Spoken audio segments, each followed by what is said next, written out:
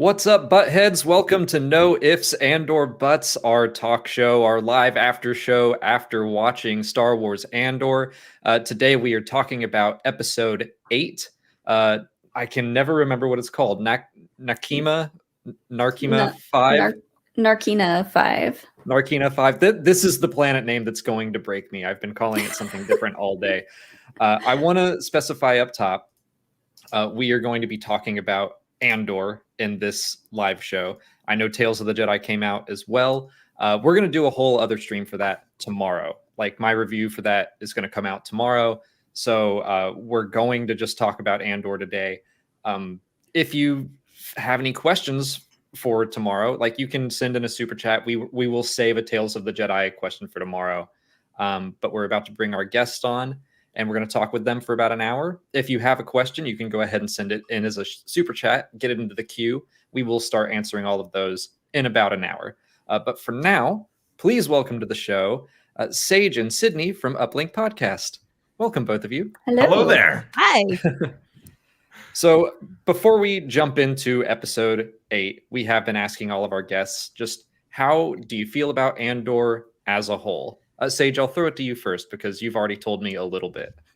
Dude, this is like the best Star Wars thing ever, and I am so happy. As a filmmaker and cinematographer, video guy myself, I am just every single episode, I'm like, oh my gosh. It's just eye candy the entire time. I mean, we'll get into this later, but I mean, there was very little action in this entire episode, and it was 53 minutes, I think. And I kid you not, when it finished, I was like, there's no way that was 53 minutes. Like, that's not possible. I kind of had a similar reaction today because, you know, the way Andor episodes tend to end, I kept feeling like it was coming.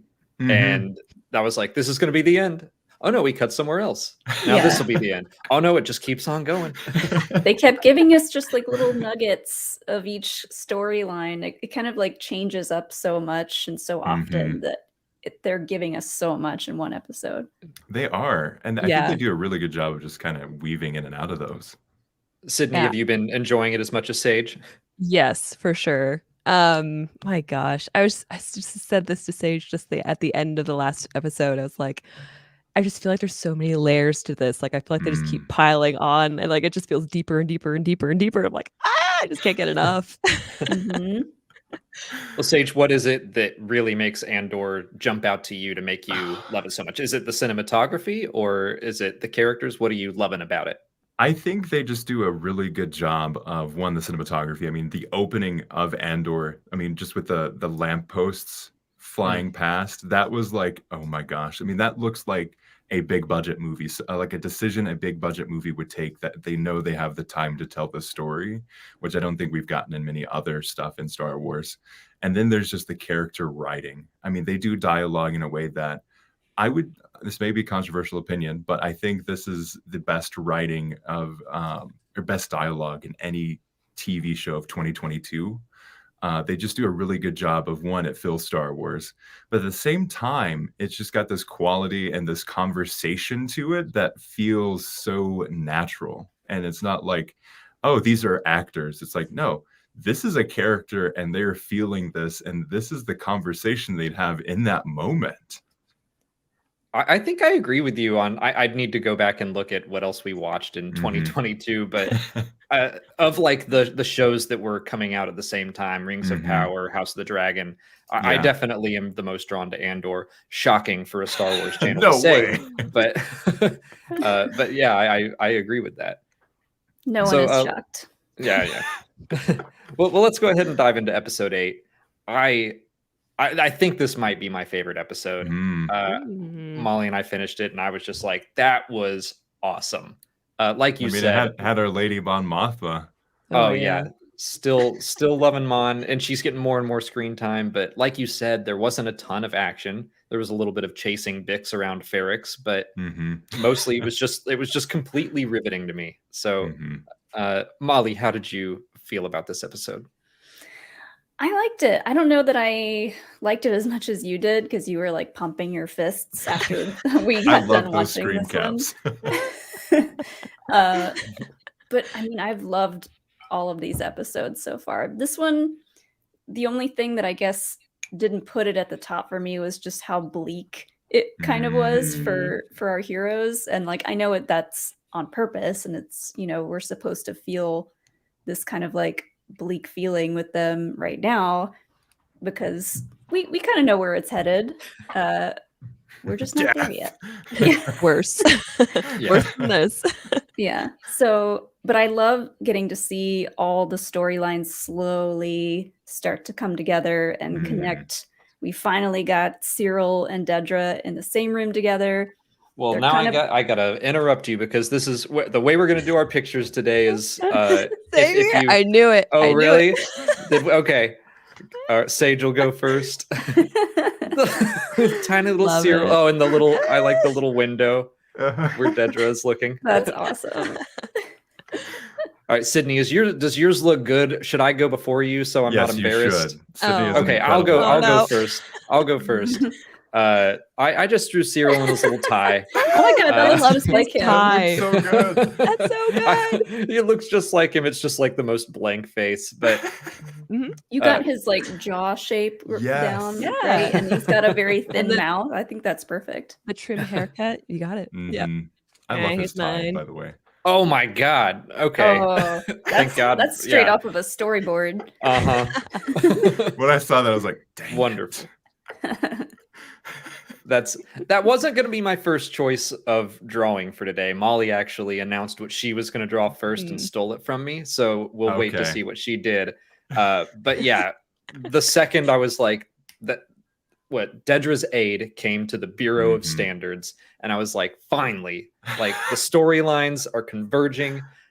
I'm so happy that's all finally happening, and so that's what jumped out at me first, where I was like, this is going to be a special episode. I just to had me. to bring a few of these up. Cyril is the NPC NPC. me. It does capture his essence very well. I just straight line across, just very, oh god. Right? Thank you. Yeah, when I saw hers, I was like, okay, well, I'm not surprised, honestly, because that poster that's in her background, she drew that. Which is Avatar: The Last Airbender. So wow. she's very talented. Every once in a while, we'll get an artist on the show, and just it puts the rest of us to shame. But that's how it should be. Exactly. My parameters were doodle, so that's what I stuck to. That's not a doodle. That's an elevated doodle for sure. There's no such thing as a doodle. Well, Sydney, only art. what drove you? What made you choose that scene for yourself to put so much effort and shading into that? I just love the dichotomy of seeing these two characters together, of seeing Miro, who we've only really seen in very vulnerable positions so far. We've only seen her with her peers, and we've only seen her trying to rise up. But now she's in her prime. Now we're seeing her really take her position and like take charge and give orders. And that's where we started with Syril. And now we're seeing him in the complete flip. So it's really cool to see that play going on. I think that's a great point and something I didn't really figure out on my own. But yeah, he's just like been knocked down so much. There was one image that I really liked of the two of them where she is basically towering over him and kind of right there. Yes. I love that image. Yeah.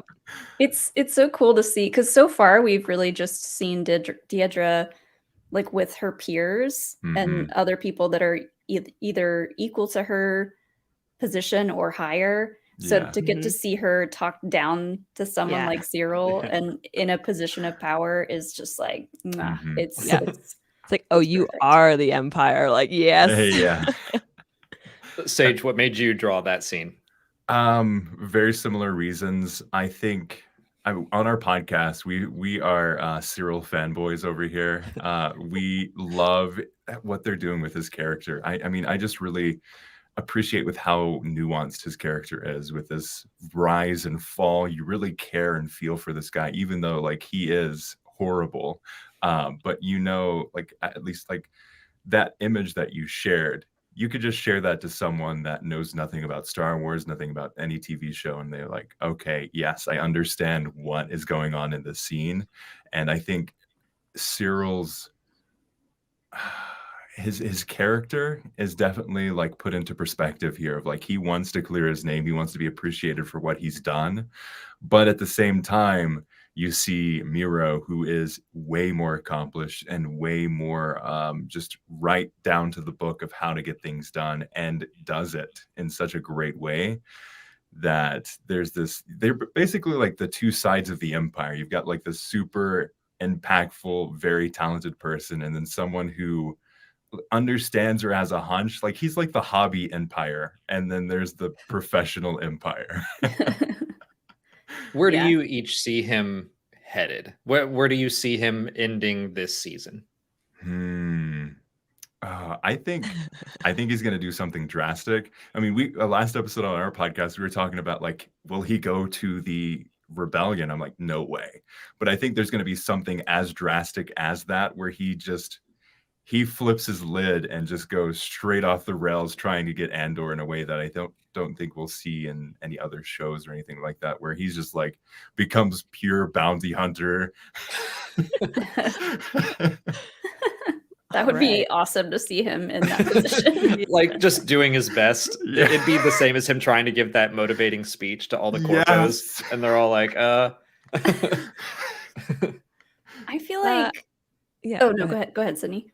Oh, I was gonna say I feel like what we're gonna see from Syril is pretty much just the beginning, was the foreshadowing of his life, where he will try to do the right thing, whatever he thinks is right, and he'll do it to this extreme, and he will get just beaten down. Like I just feel like he will always get beaten down.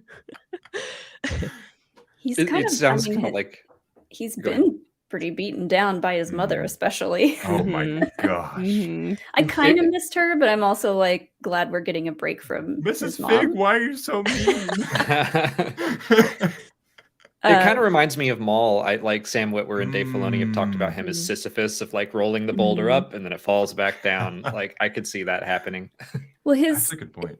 His trajectory right now is kind of similar to how Dedra's started out. Like she had this mission where she wanted to like investigate this one specific thing, and she kept bringing it up to the group, and they kept like shooting her down about it until she planted enough seeds for what's his name? Partagaz. Partagaz. She planted enough seeds, I think, in his head to where eventually she kind of wore him down, and he was like, all right, you know what? This sounds like it's headed in the right direction. You can take over for the Ferrix stuff. So maybe Syril is kind of doing the same to Dedra, where he's planted enough seeds in her mind, and eventually she'll be like, okay, maybe he can actually help.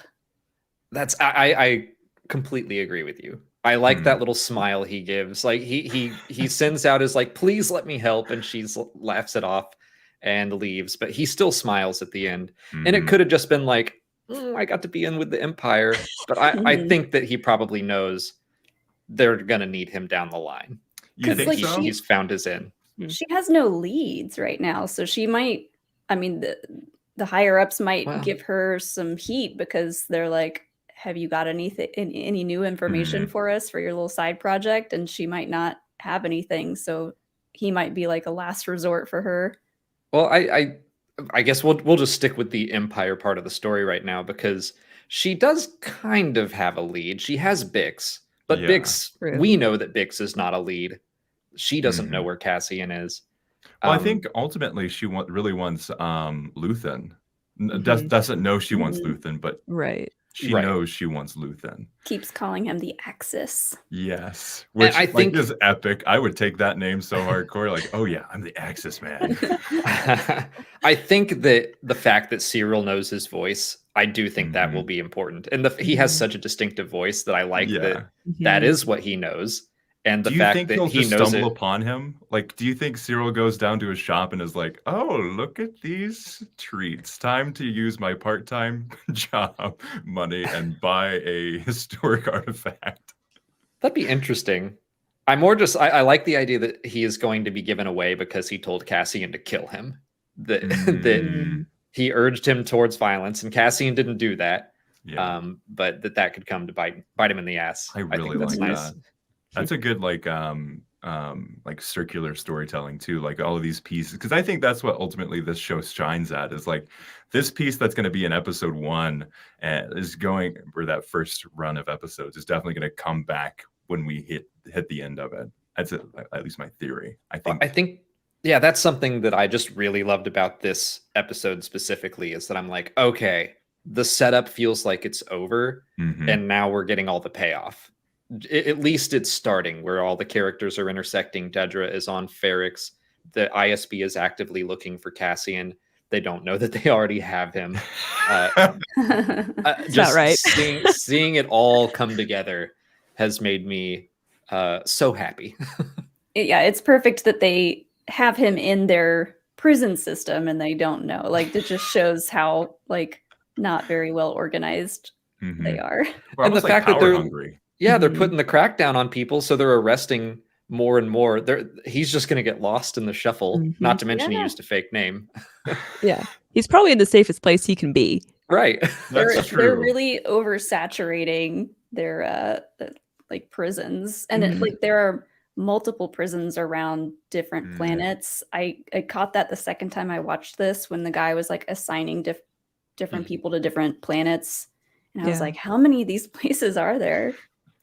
I definitely want to get into the prison stuff. But before we move on from the Empire, I just want to, Sydney, how are you feeling about Dedra now?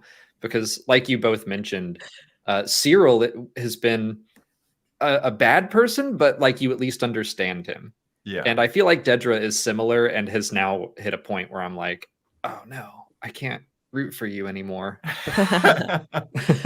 It's true. I still so appreciate her though. Like I see her, I'm like, yeah, you're still cool. You're in the wrong place, but you're still really cool. And I just Mhm. I can't get enough of her really. I still just want to see what she does.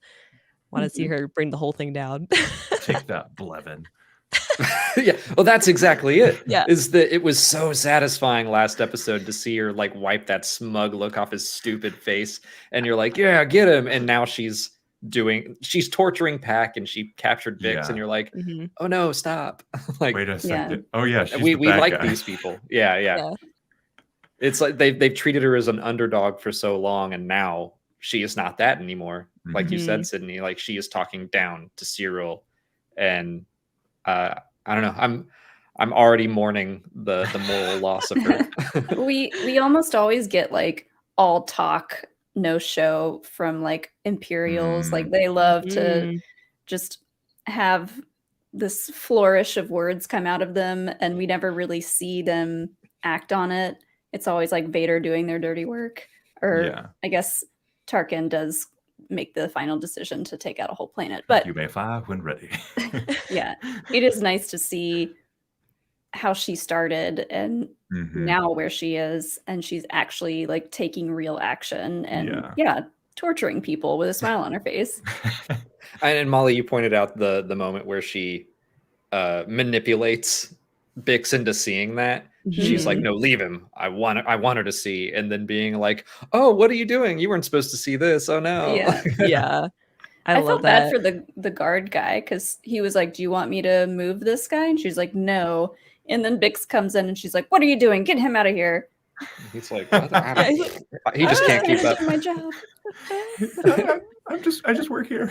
I'm just the Yeah. prefect. Yeah. Yeah. I really Yeah. love that though, because it really makes her stand out as someone who really thinks about things. Like she is good at what she does. Mhm. And I have to respect her for it. I have to.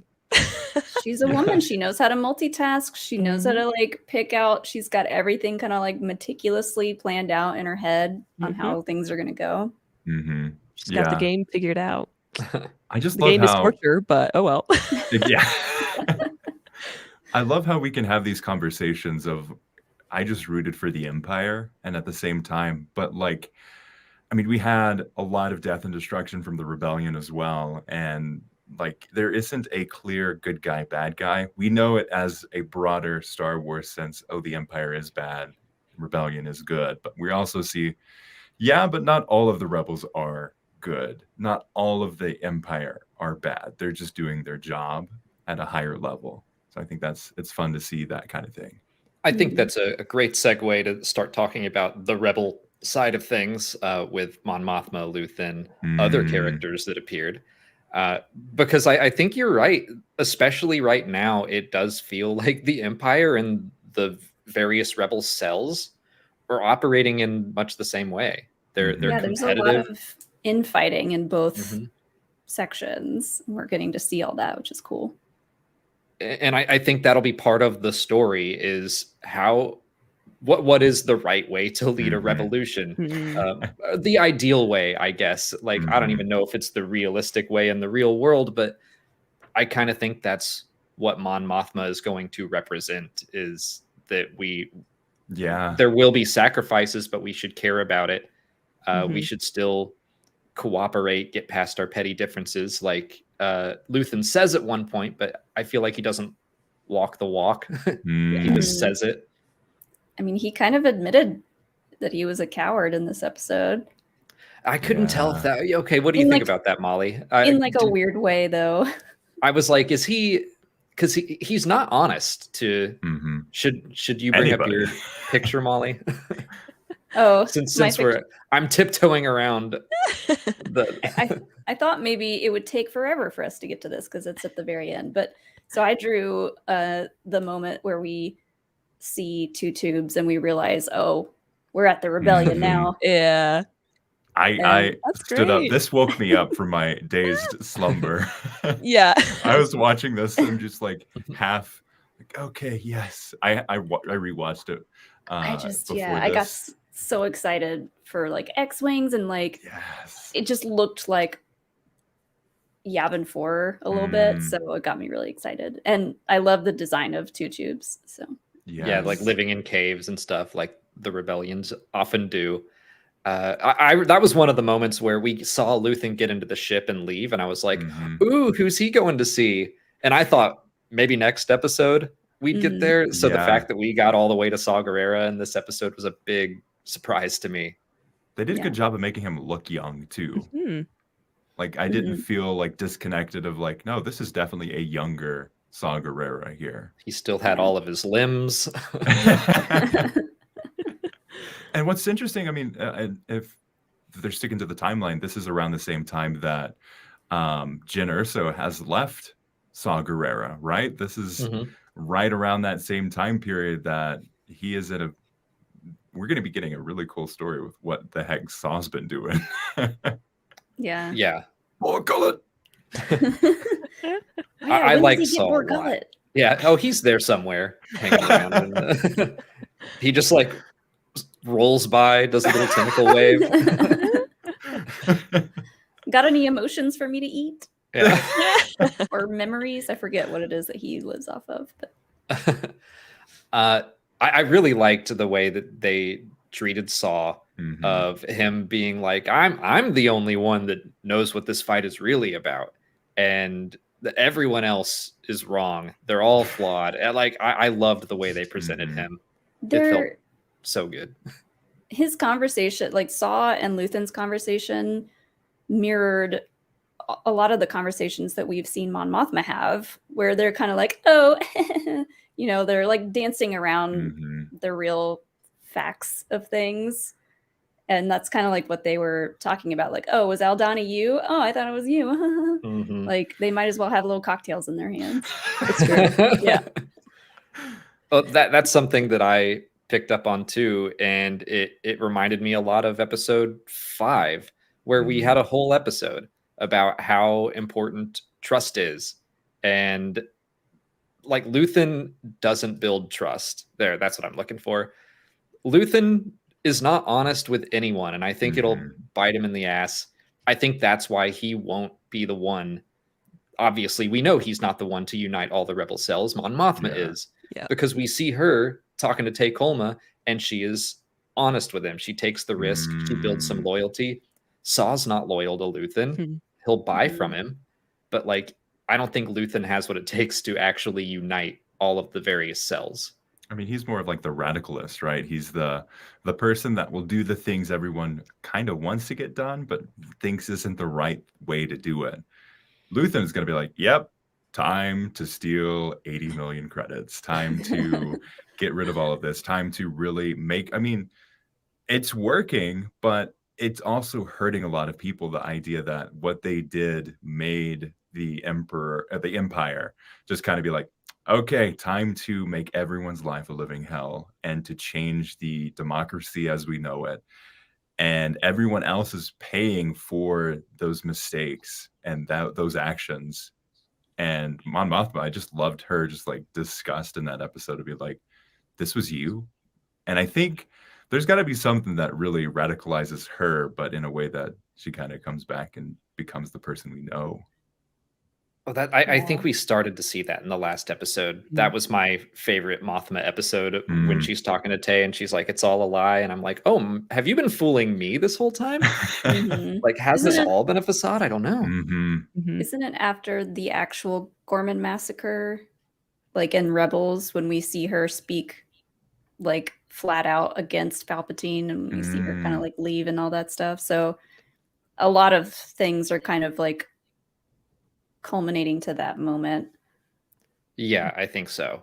And that's another thing that Luthen hasn't done anything public. I mean, he called himself a coward, and it's like, is that true? Is it not? Or is he just playing that up for Saw? But like, someone has to stand up and say the Emperor is full of crap, and I'm going over here, and who wants to fight with me? And so I think Mothma is eventually going to show bravery and honesty and build that loyal following that the rebellion needs. I don't know if we go ahead. Oh, I think that he was telling the truth. Luthen was telling the truth when he said he's a coward because he does not step out of the mask. We haven't seen him come forward. He's using other people to get what he wants or to start things, and he's just becoming kind of more of like a middleman or like an instigator. He'll just stir the pot, but he won't actually stand up and he won't actually show his real true self in any respectable form anyway. Yeah. And we see Clea anyway. We see Clea call him out on it too. And Clea's also just kind of on the extreme side. Like, she and Luthen are both. I was holding out some hope that maybe Luthen didn't order the assassination of Cassian, but I feel like this episode made it clear that he did. And so he's willing to just use people and throw them away. I don't know that he feels great about it, but I am leaning more and more towards, you know what? I think he is a coward, that he's so afraid of being discovered. And that's the thing that's holding him back. Yeah. I love the idea that Luthen he's the person with the ideas, but he's never going to like dirty his hands and like reach down and really get the job done. He's going to be like, okay, you guys do that. And then if anyone asks me, it wasn't my idea. You guys totally did that.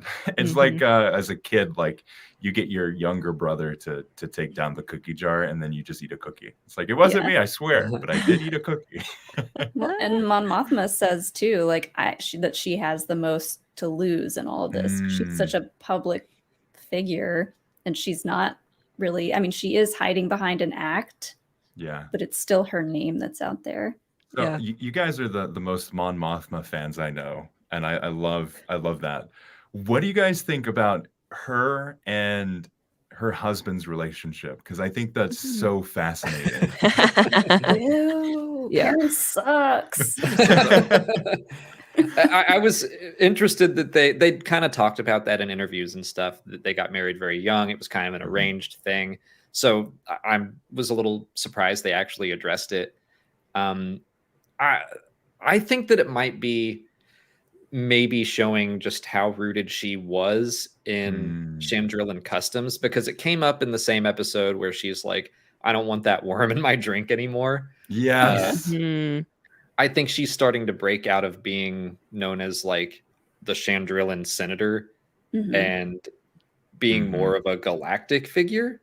Because like all these rebel cells Saw, I don't think Saw Gerrera is going to respect the woman from Chandrilla, which is like a hoity-toity core world. It's rich and powerful, and so is she. And all these Outer Rim factions are scrapping living off of roots, like Vel said.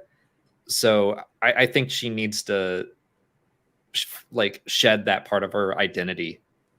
When it was Mon Mothma, Perrin, and Tay all kind of like chatting together, and Perrin was kind of like complaining about Charity or whatever, she did mention to Tay like, oh, don't you remember when we were 15 and Perrin was like this completely different kind of person? I forget what she said exactly, but when she said it, Firebrand, I think Perrin was kind of like, ugh, like he kind of shrugged it off. So I think at some point he was probably a good dude and then just got worse and worse and like went down the wrong path.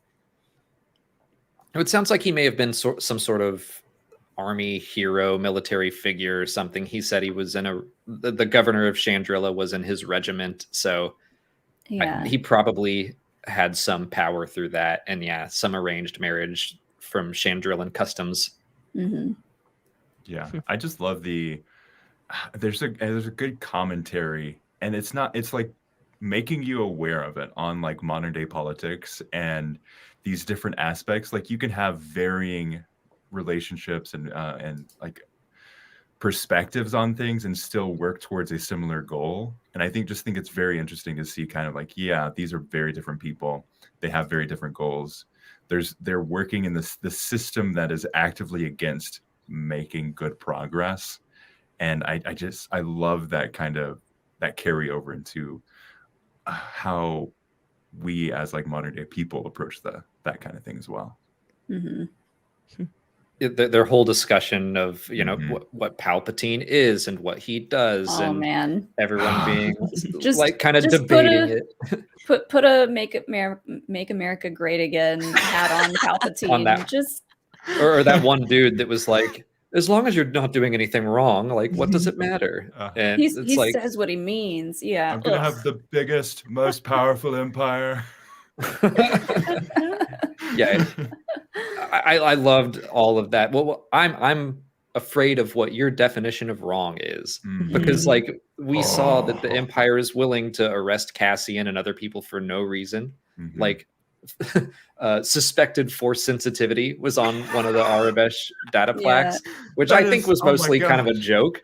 But like to me, that's not really a joke. It is them just making something up. Like I don't know. I think he might be force sensitive. Yeah, it's a witch hunt kind of thing. Yeah, I love that. The one time, what was it? Mon Mothma called out that guy. She was like, "Well, what are you afraid of?" And then he kind of like panicked and was like, "I'm afraid I'm gonna have too much of this delicious drink." And then they all laugh, and I'm like, "Ugh." Yeah, they don't want to have a real conversation. They don't want to be uncomfortable because they are comfortable. Which is another theme that I think has been brought up a couple times over the course of this series.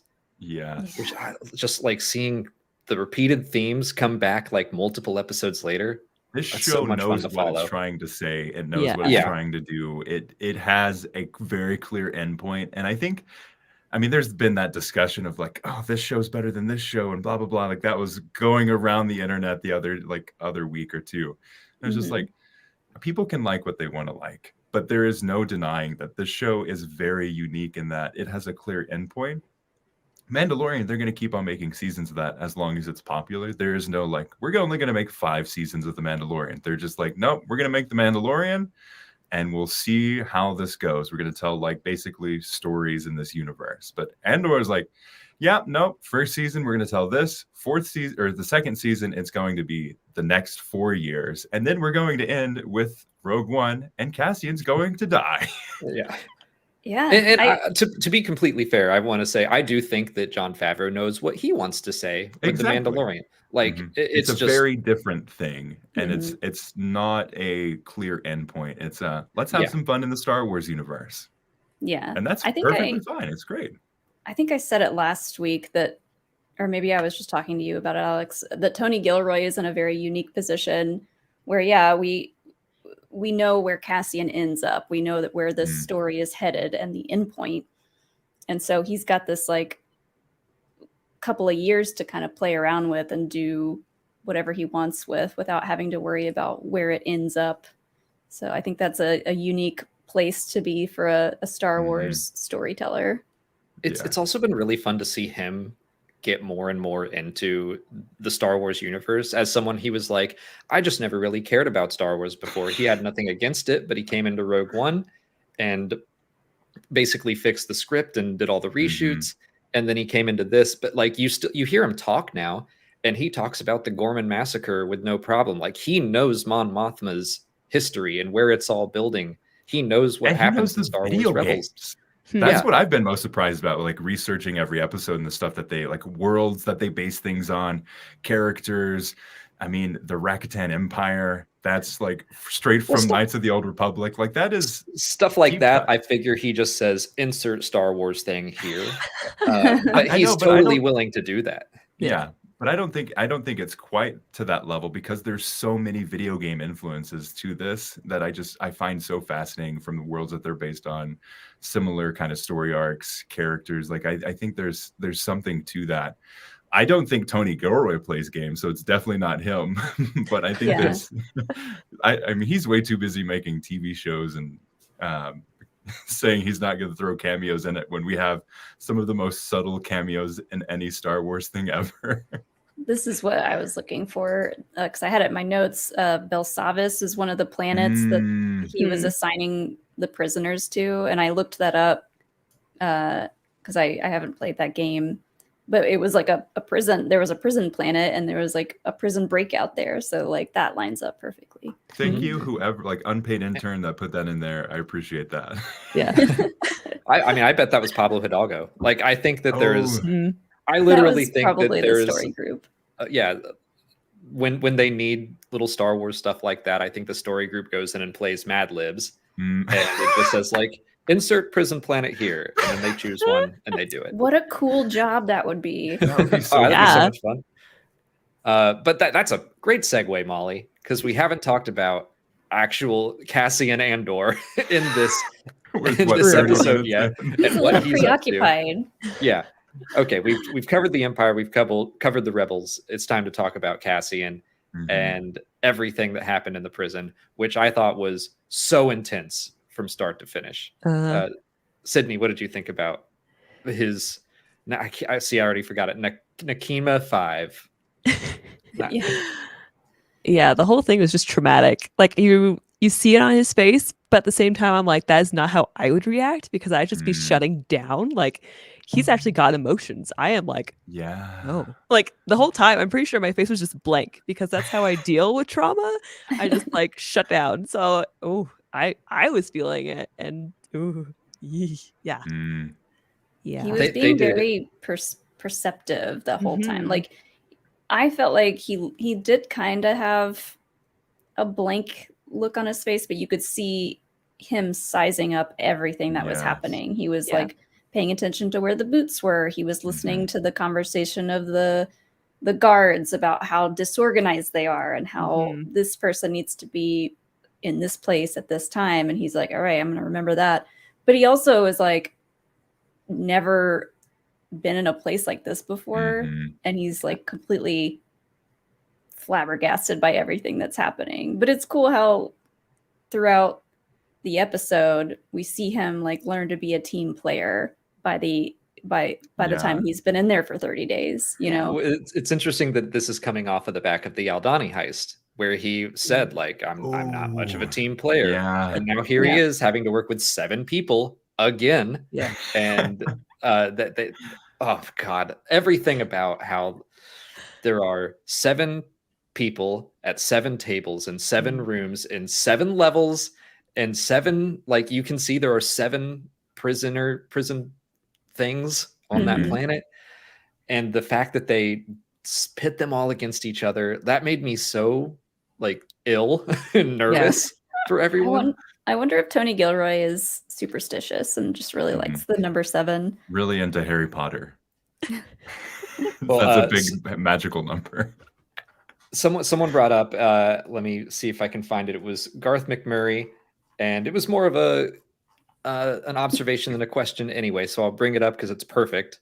But I totally agree. that all of it was a great homage to THX 1138 by George Lucas. Prisoners in white jumpsuits getting shocked at doing assembly line work, and even the sevens were referenced. The THX budget, Love it. which wow. that did not cross my mind when it happened. So great observation, I Garth. literally referenced THX 1138 this morning in a meeting.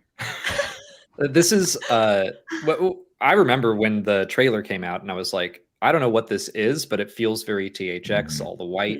Yes.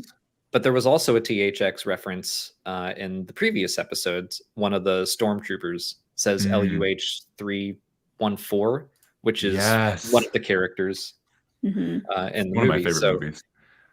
It's wild. I watched it for the first time maybe a year ago, within the past year. It's crazy. All the prison stuff too gave me like Squid Game vibes. Especially with like the boots and the construction of the location that they're in, like with that metal. I can't remember the name of it, but oh yeah, I forget what the metal was called. But yeah, it was like just having that looming faceless voice tell them what to do, like give them those commands, and like they have their little numbers on their cells that has like a countdown on it, and they're all kind of like having to work together but also against each other to be able to get taste in their food. Right. Yeah. Like, what a reward. Ooh. Wow. You either get taste, you get nothing, or you get electrocuted.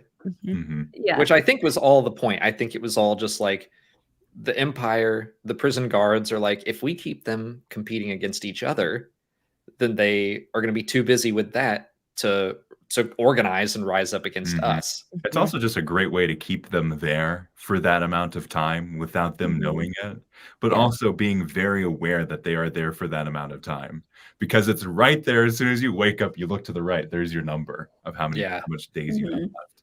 Which I loved Melshi being like, don't look at the number. It doesn't matter. They're going to keep you as long as they want to keep you. And I was like, oh, Melshi. Loved seeing him again, too. Yeah. Yeah, we got so excited when we heard that name. We were like, was that him? Wait, did they say Melshi? What? They gave him his hair back. Yeah. I got very much Clone Wars, living quarters vibes from that prison. Like almost to the point where like, is that the same thing? Because I mean, right, the clone troopers have very similar living quarters, right? The bunks, and I think they were a little different. Like Molly called the water hose like the hamster. Hamster feeder. Yeah. I will admit I felt like a little bad when his spoon like attached to the back of his plate and then attached to the wall. I was like, oh, that's neat. What a cool prison. Tiny living at its finest. and no cages. They could literally step out at any moment. I mean, they would die, but they could step out at any moment. Yeah. My first thought when I saw the plate and how it like comes out and stuff, I was like, strap that to your feet, boys. Let's get out of here. True. Like use those plates and see if you can go across the floor. That was something I didn't catch the first watch through, was why they were barefoot in the weird shoes that the guards had. I was so lost, mainly because I wasn't, unlike Sydney, I didn't stay up until 1 a.m. to watch it. I went to sleep and then woke up again, and then I was just like, I had to shake him awake a couple times. Like, hey, you're snoring. That's Molly was on that like right away. I was the same way. I was like, well, those are some odd shoes. That was my reaction too. I tweeted this out, but it was like me and the boys after the back to school sale. Again, I feel a little bad, but like we saw the soles of their shoes and it's like orange with the Imperial cog on it. And I was like, it's kind of cool. I want those shoes. Yeah, I'd get those. Adidas, work on those next. Yeah. I always pay attention to like very specific cinematography choices. So they kept zooming in on just their bare feet, and I was like, okay, I get it. Yeah, that sucks that they're barefoot. That was what confused me. I was like, why are they focusing on the feet so much? As in my like sleepy days, and then I watched it the second time. I was like, oh yeah, that's why I'm an idiot. And then they zoomed in on the boots, and then the guy that was like greeting them was like, can you believe we're standing here without weapons in front of you? But they did have the little shocker. Yeah, it's like, things. calm down, dude. Lies. Yeah, I was like, you do have weapons. But then I was like, oh no, the floors. Yeah. The I floor's thought they lava. Yeah. They did such a good job of just making you feel more and more hopeless. Like, I loved in the shuttle, even their cuffs locked against Yes. the handrails, and then they have to kick their shoes off. They get into the thing, they get electrocuted. And like Molly said, it's a pretty bleak episode, but I know just everything that they've built, they're so proud of themselves, and they're like, you can't do anything, we'll zap you. And it's like, they're gonna break out of this. I have no idea how, but it's gonna feel so good when they do. Yeah. That's what I'm looking forward to. Yes. That scene where they're in the transport and he makes them kick off their shoes and their like magnetic things turned on. All I thought of was like a really strict parent with when the kids get in the van and they're like, all right, shoes off, hands to your sides. And I was like, this is great. No one's tracking in muddy footprints. We're all keeping our hands to ourselves. It's very clean in there. Quite pristine. I love already seeing the tells of what we could potentially see as their breakout. Obviously seeing the disorganization of the Empire, and like just when he was entering into this dungeon, pretty much the very white dungeon, but also the sign language that they're having communications with other teams all the way across the other side. It's like, okay, so we're seeing there's more going on here. I love seeing that.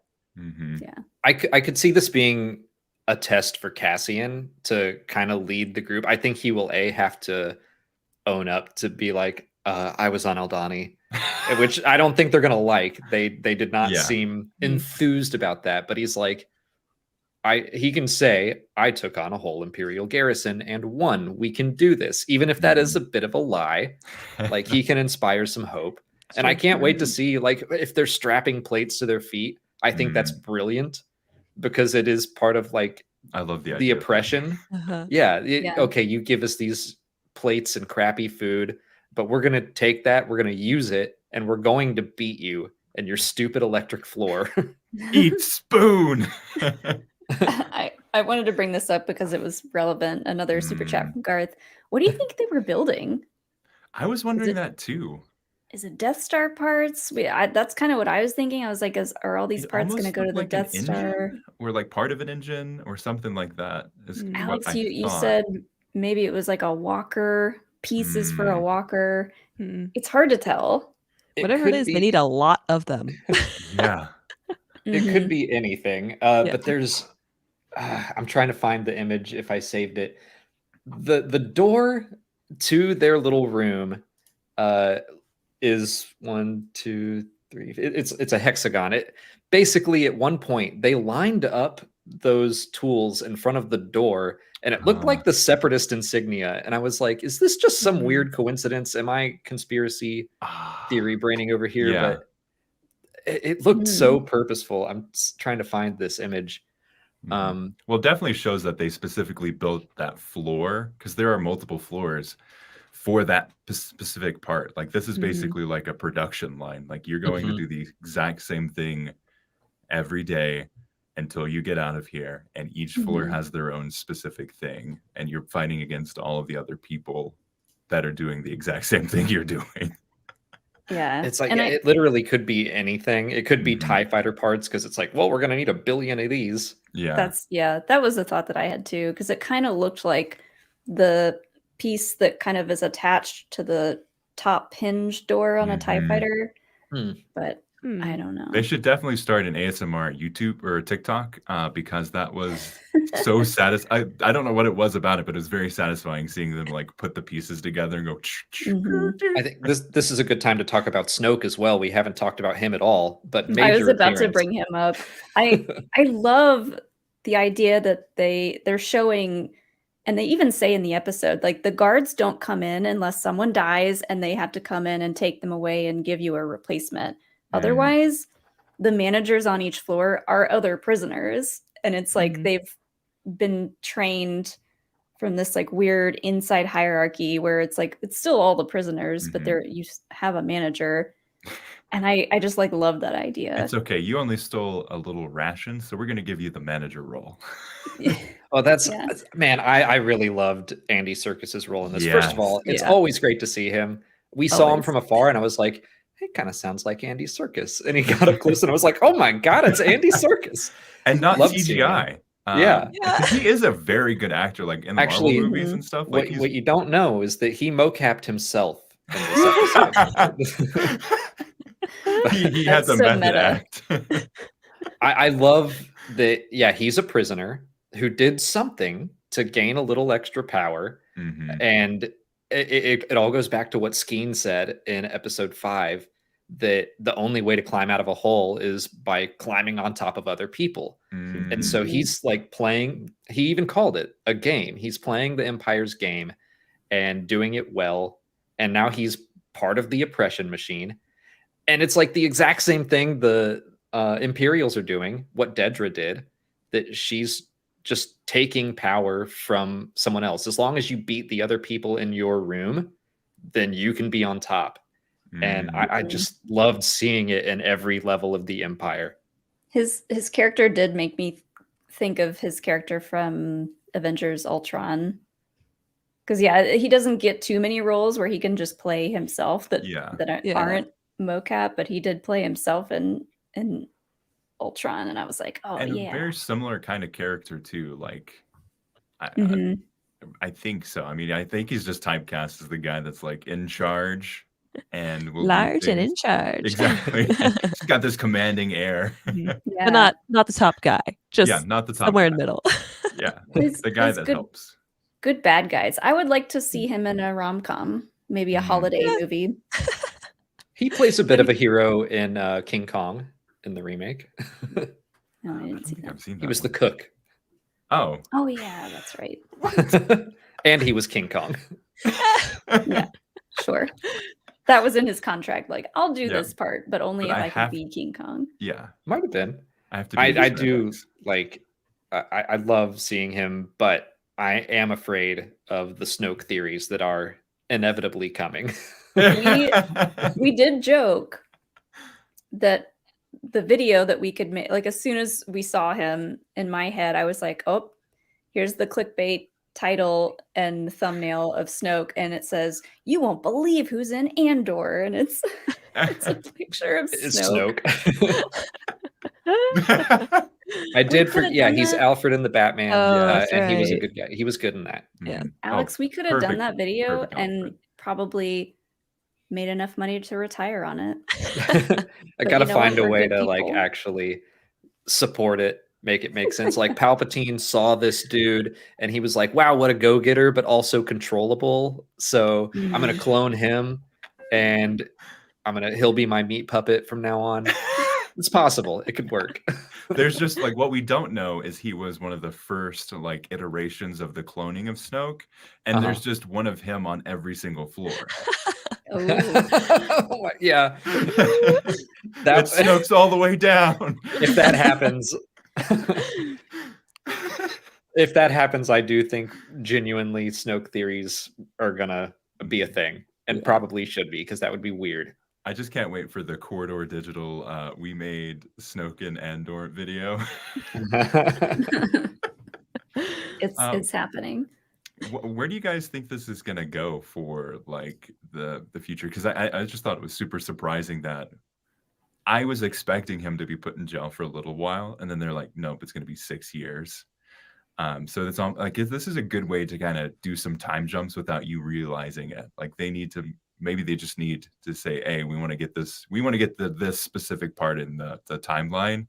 So we're going to make him make these things over and over and over again. Well, it sounds like in the last 2 episodes, we got a 2-month jump, kind of without realizing it, because when he got to prison, everyone else said, hey, what happened on Aldhani? What's the PORD? Like, why did our sentences get doubled or tripled?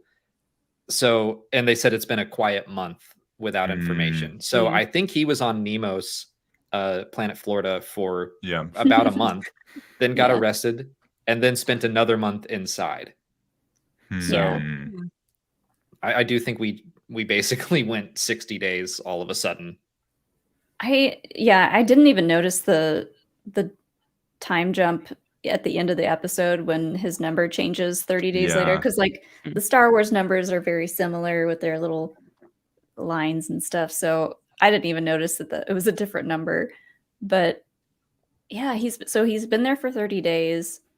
I imagine sometime in the next 30 days will be the prison break. Mm-hmm. I don't think we're going to spend too much more time in there.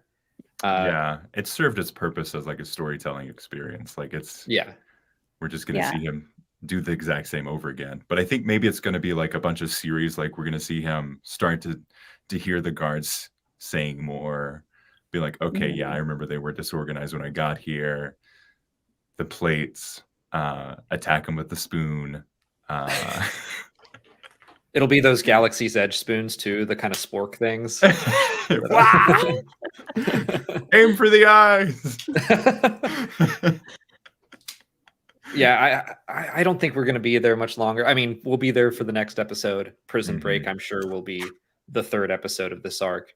Yeah. But I'm just already itching to see it. Yeah. There's been a huge tonal shift from like that for like it feels so long ago that we were on Aldani and that we were on Ferrix, and now they're taking each of these parts in there, but it feels completely different from like a storytelling experience. And you've got like Andor's mom that's in poor health, which I think that's going to be a huge part into why Andor gets further into the rebellion. Maybe is his mom. Either that or he's pushed away from it more and has to be pulled back somehow more. I wonder if him and Mon Mothma are going to have a conversation. I'm starting to think that's unlikely in this season. Yeah. I was kind of hoping they would cross paths, but I think he's going to be stuck in prison for the next 2 episodes, and then he'll get out, and then he'll go back to Ferrix and do something there. That's my guess. Do you think we'll see more of like a Luthen Empire perspective of things? Because that's what I love. Like the rebellion is itself a character. The Empire is itself a character. Like you have sub characters within that, but like you're not going there particularly for one person only. But there's like, let's see what the Empire's up to today. Let's see what the rebellion's up to today. I think that's another thing I really liked about this episode is we got a little bit from everyone. And there are some episodes where I'm just like, I missed seeing Mon Mothma this week or Dedra or whoever. That's like every episode. B2 Emo was mine. Yeah. He did have one line in this one. Yeah, we got just a taste and it was enough. He's going to get, it's going to be so sad if Andor's mom dies and he's just going to be alone. No one to talk to. Who's going to take care of him? But if she does die, which I assume she will, but like she's going to go out in a blaze of glory because she was out there looking for some tunnel to get the rebellion in there to like do a big sneak attack. So she's gonna go out like a boss. I love that they mentioned that. They're like, oh yeah, she was looking for some secret tunnel that's gonna go under the hotel, and I was like, oh okay, that's coming back. They mentioned so many like little things too. Like they called it the Daughters of Ferrix, and she was like a past president. Yeah, which. What is that even? I don't know. Who do you think that this is a question I just now remembered, but who is do you know if this is someone that is new or is in canon or legends? Who are Luthen and Saw Gerrera talking about? Because that name sounds so familiar. It did. I think I finally figured out why. We are friends with Lucky Yates, who voices Dr. Krieger and Archer. I did think about that. And so I think that's why we kept going like Krieger. That sounds so familiar. But in Star Wars, I looked everywhere in my sleepy haze. I was like, I know I've heard this name before, and it is probably outside of Star Wars, but like that's such a Star Wars name and they were using it so much. I'm like, do I know this person? It sounds like I should know this person. I think we'll probably meet that person, but they're new as far as I know. I was thinking the same thing because I was like, this seems odd for them to just be talking openly and casually about this character, and we don't know who it is yet. But it was cool because Saw called him a slow, stupid ox, and Luthen said he was strong. So I'm ready for a new himbo. Oh, please. I don't know if I can handle another character that I have to collect all their action figures, Molly. I will never financially recover from this. Every time Star Wars introduces a himbo. But yeah, whoever he is, he needs air support. What was the name Yeah, of we know that. the one guy that just stood around? What was his name? On one? Ferrix. Yeah, Oh, he was just like The guy that goes, what? yeah. Oh, Vetch. Yeah. Yeah. He's like, Love I Vetch. don't know. It's another one of him, yeah. Oh my gosh, yeah. Well, I We think didn't we've even covered... really Go we ahead, Molly. didn't talk about what's her name? Vel and Cinta. Oh yeah. There we go. That's Yeah, true. perfect. I was about to say, if there's anything else we haven't covered, and yeah, I What- am Vel so seems like- fascinated by this. I saw this hilarious meme that was like, we all thought that Cinta was a Trader Joe's lesbian, but it turns out she is a Whole Foods lesbian. that was Pink Milk, wasn't it? I think so. Oh god. I love So it. I've been kind of on like I think Vel is Luthen's daughter.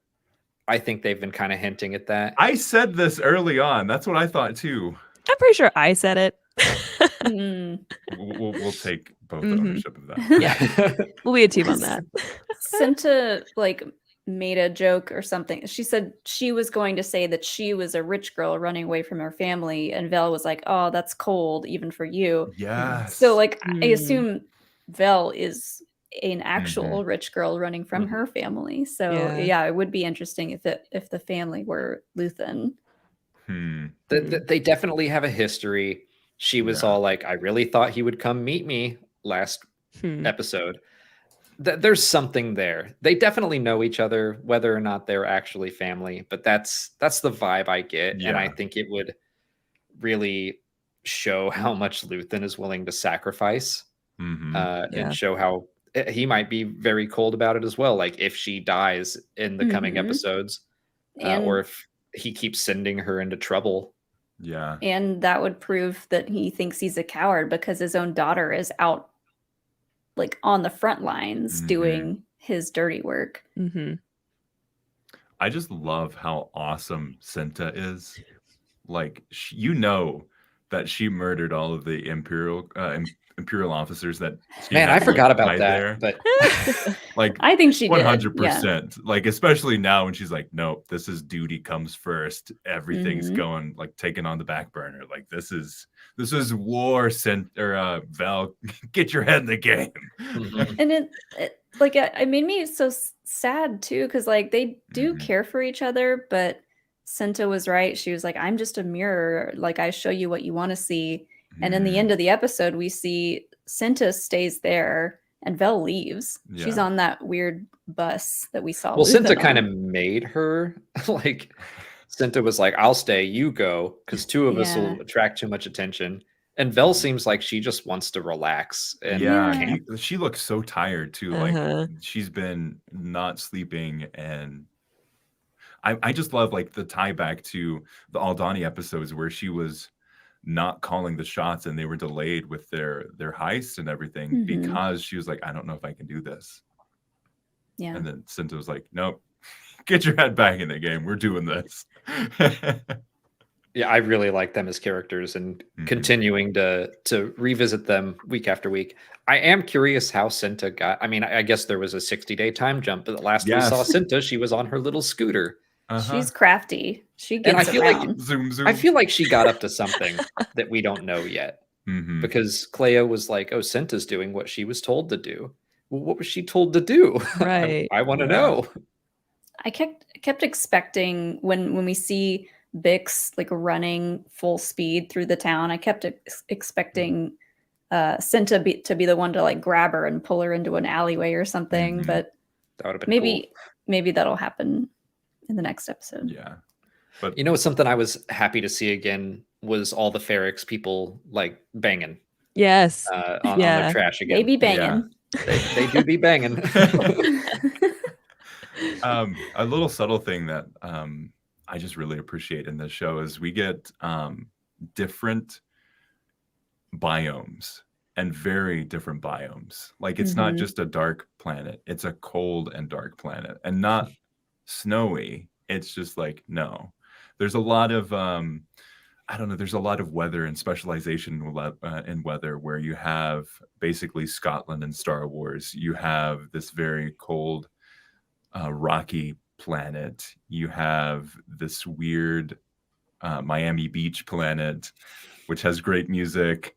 And then you also have the prison planet, where it's like Camino-esque in a bit, but not rainy all the time. Yeah. I loved the reveal of the prison planet. I'm never gonna remember that one. Narkina. God, but the way that it was like, ooh, a gas giant, ooh, a tiny little water moon. I really enjoyed that. When we saw the prison locations, that there were like several of them and that they're like underwater, I immediately thought of Resistance and the Colossus ship and how it operates like. And we, for the most part, we mostly just saw the top of it, but we find out at the end of the show that it kind of like comes out of the water and can be an actual ship. So I was like, what if this is all, what if these are all ships? That would make sense because of the like air pockets around all of them, right? Yeah, or the little churning swirly water. things. I think that would be really cool if they wind up commandeering their ship and just taking off. That would be so awesome. I'm gonna go see what Hilo's yelling about. Sometimes we're just actually right on time, because if we leave Hilo alone for over an hour, he gets cranky and he'll just bark at anything just to get the attention. Just to be like, hey, I'm still here. What are you guys doing in there? You closed the door on me. How dare you?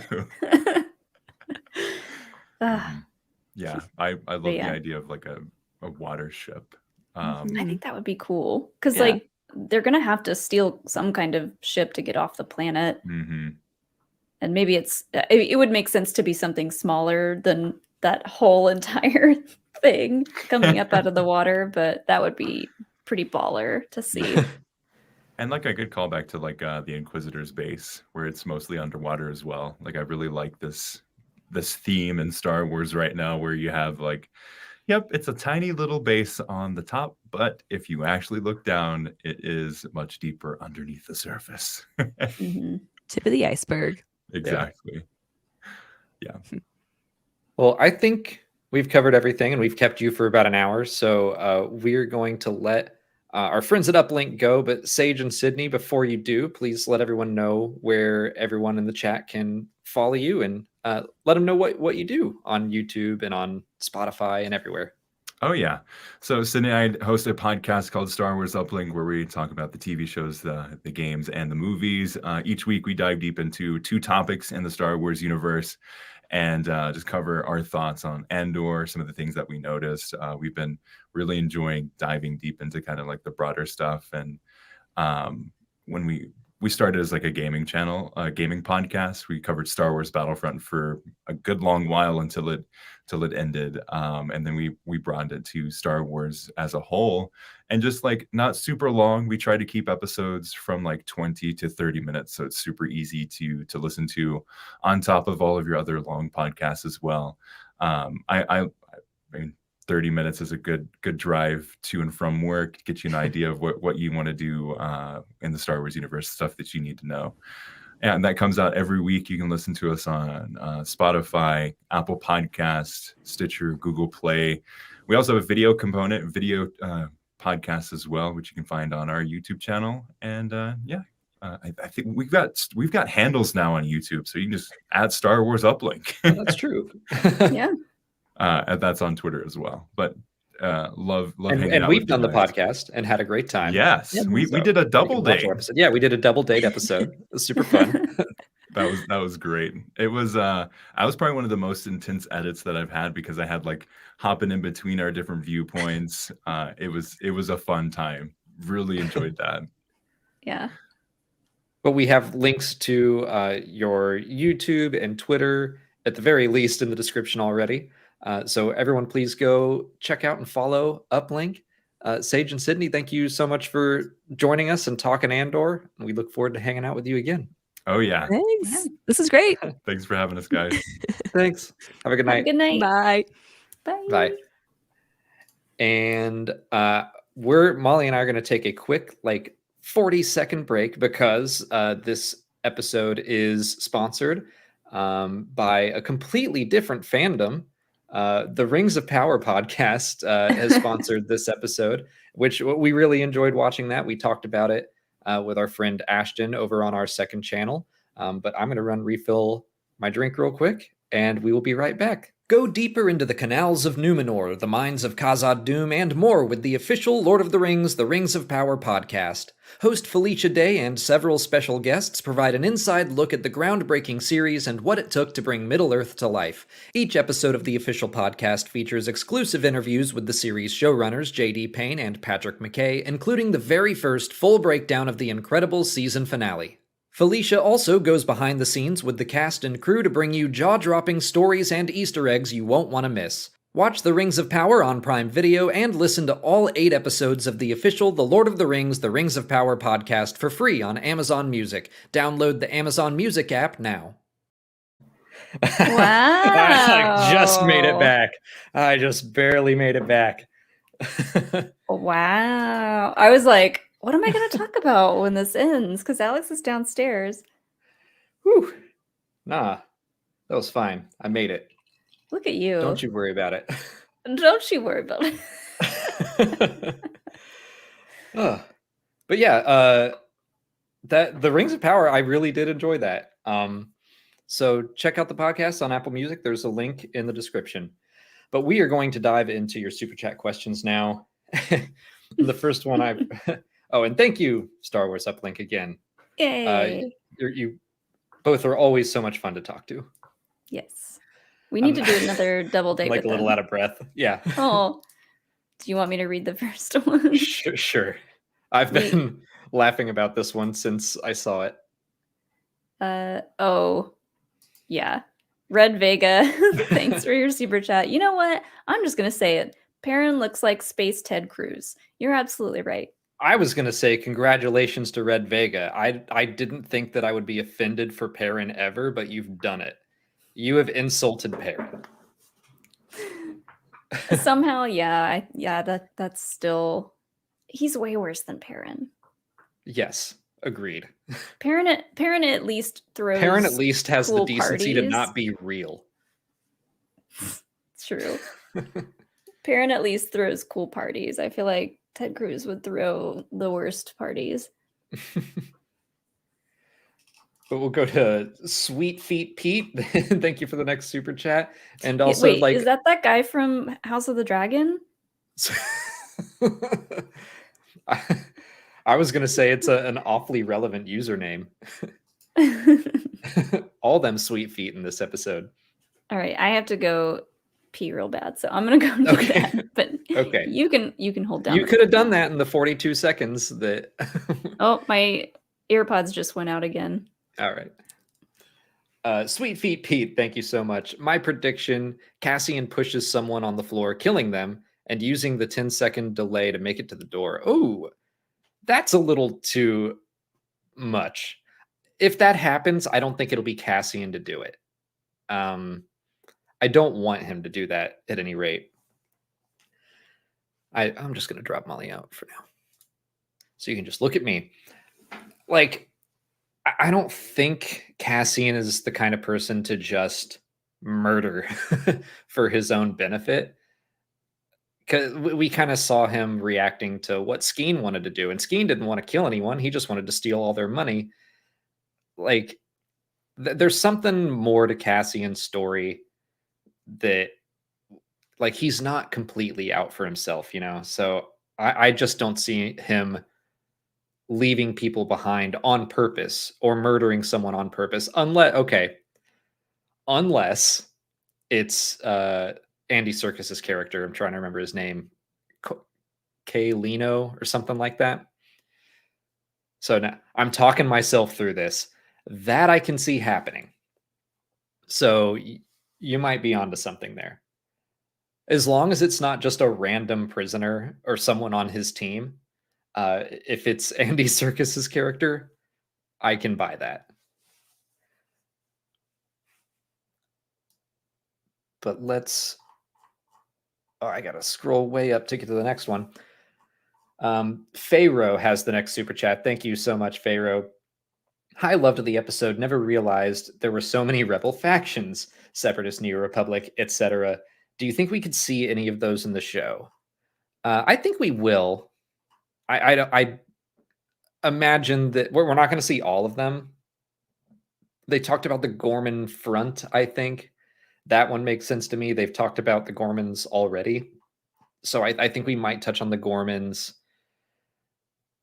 But really, I think it was just to illustrate how many factions there are and how big of a job it's going to be to unite them all. That it's no easy feat. Luthen couldn't even convince Saw to... There we go.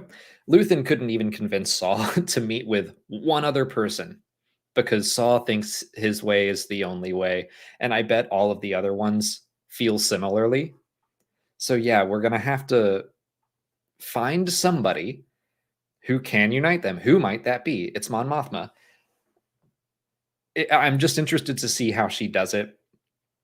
But I won't be surprised to see a handful of these people or these groups. We've already seen the Partisans. Gormans, I said, makes sense. I don't know about the other ones. A lot of them just sounded like they could be cool names. I bet we'll see one or two more over the course of the series. Gio Flores has the next super chat. Thank you, Gio. I'm loving the show more and more. I think me too. At the top of the episode of our podcast, I said, I think this is my favorite episode. And Rain Man pointed out that I may have said that the past 3 weeks. Yeah, it's just getting better and better for me. And really, I think I'm just understanding the show more and more. Again, we're getting a bunch of setup and now payoff, and the payoff is feeling very satisfactory. So that's what I think I'm feeling more than this episode was way better than that episode or whatever. I think I'm just enjoying the series for what it is more and more, because the first 3 episodes, I was like, that was really well written. I wasn't 100% completely sold, but as we keep on going, especially when Mon Mothma came in, that was a character I was really, really looking forward to seeing more from. And the more we see from her, the more I like her. Episode 7 was probably the best Mon Mothma episode, but this one just kept it going.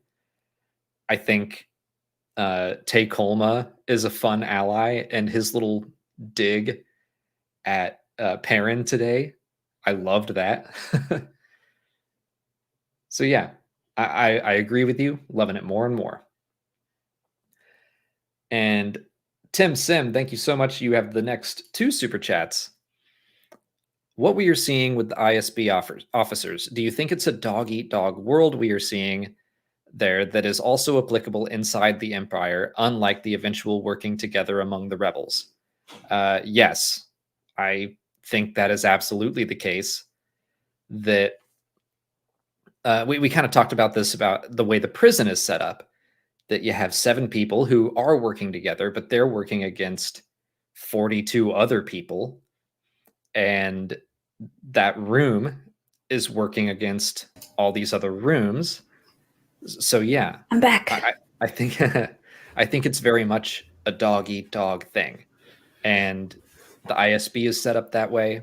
And we've even been talking about the rebels are kind of acting that way right now as well. Now I'm out of breath. Thoughts? I also was trying to mess with my AirPods because they just keep cutting out. I don't know why. You're being dumb. Anyways, Mine catch die my every breath. episode, and then I just put the headphones on. Mine just cut out. That it's not that they're dead because I charged it. Anyways, what are we seeing with ISB officers? Do you think it's a dog eat dog world? We're seeing that there's also applicable inside Empire, unlike the eventual working together among rebels. Basically, the rebels cooperate, the Empire doesn't, or specifically the ISB. I mean, the rebels are going to eventually learn how to cooperate. Yeah. They're not doing a good job of it right now, because you can see this kind of like mirrored effect of the people in the ISB jumping over each other, trying to undermine each other. And then you see the rebellion, like Luthen and Saw are not agreeing, and Luthen and Mon Mothma are butting heads. So there's a lot of similarities in both right now. But yeah, eventually we get to see Mon Mothma be the one to kind of like, or be part of the reason why they kind of get their shit together, essentially. Pardon my French. But yeah, We made it we see an hour and 20 minutes before a swear. I've been using the word shit because they used it in I think that's fair. the show. So Well, you get 2, and you just used them both.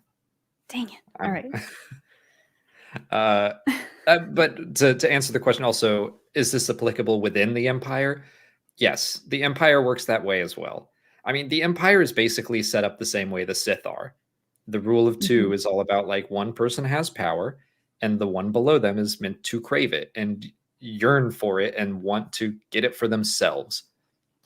The Empire, we see it in the ISB, but all of the Empire is that way. You see it a lot in books and comics, especially, but they're always officers are always trying to undermine each other and get the next promotion. So yeah, that is how the Empire works. Mm-hmm. Real quick, I want to bring up this very generous super chat. Thank you so much, Muhammad Ali. Thank you, Muhammad.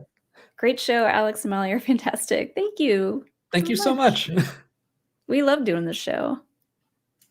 Oh yeah, this is like the perfect way to end an Andor day, a Mandalorian, Book of Boba Fett. Like ever since we started doing these after shows, Because it's such a good way to unwind. Yeah, we talk about the episode a little bit throughout the day. Like when we go and walk our dog Hilo, we talk about the episode together, but otherwise we don't really get to talk about it together because we're both busy doing other stuff. And so it's nice to kind of like chill out, have a drink, talk our feelings out. But yeah. And today was a special day too, because Tales of the Jedi, like I was very stressed right before we started this show. Now I'm feeling so much better. But I was like trying to get, because tomorrow is Tales of the Jedi Day, so I had to do a review for that.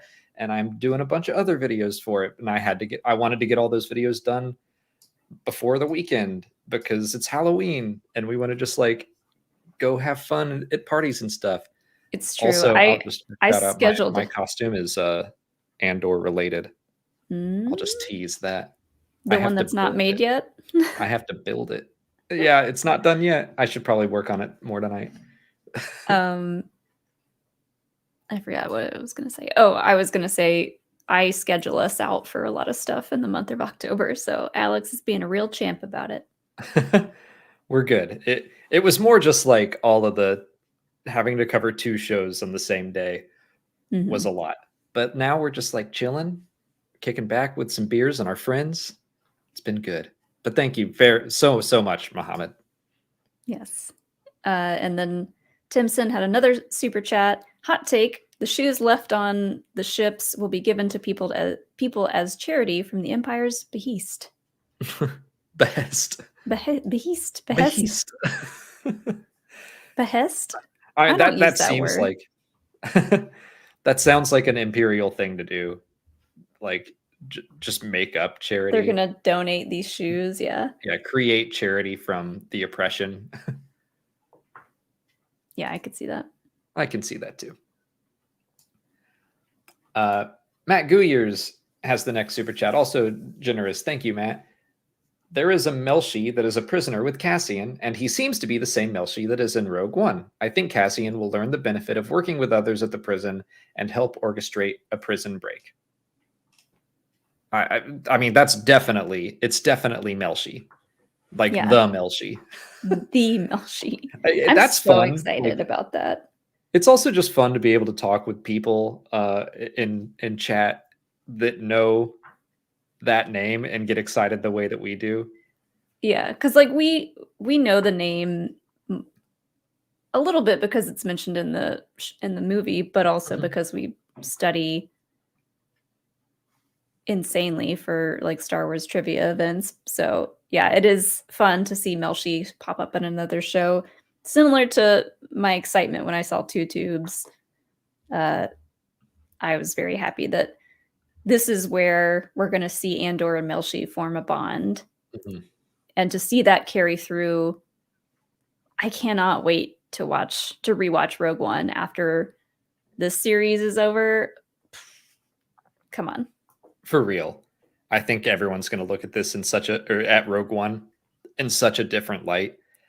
As for Cassian becoming a team player, I kind of see this as maybe him becoming more of a leader. I think that learning to work together was the Aldhani heist. And now I see him. I'm hoping that he steps into a leadership role. Mm-hmm. Like Molly said, he was really scouting things out. We know that he has been in prison. He was locked up when he was much younger, but he kind of knows how things work. I don't think he had electric floors back then, but I think he has some know-how. I think he can even inspire his fellow teammates, maybe his fellow room, to fight back. Well, he's also been so used to life on Ferrix, right? Where like he's got friends and family to help cover up for him, to like make stories up for him, to cover his butt when he's like out doing other stuff. So I feel like he got kind of used to that life, and now he's having to work with these other prison inmates in a way that he's never had to in any other prison. So I think it's such an interesting aspect to know that like this is all like partially his fault, him and the other people that did this Aldhani job. It's why all the sentences got hiked up to like twice as many years or more. And yeah, he's like he's finally in a place where he cannot run away from his problems. Yeah, I'm hopeful for a leadership role and like maybe even acting as a symbol of like, don't lose hope, because they've done a great job of making this prison feel so hopeless. Mm-hmm. I think that Cassian can help turn that around. I hope. I also already just like, oh, go ahead. I was going to say, I already really love, and I forgot his name already, but the guy that was showing him his bunk and everything, him and like most of the other guys, they all seem like legit nice people that want to help him. Although maybe it's because like they don't want to fall too behind, but like I think all those guys are pretty cool, except for maybe the old man. I think he's gonna be the one to go.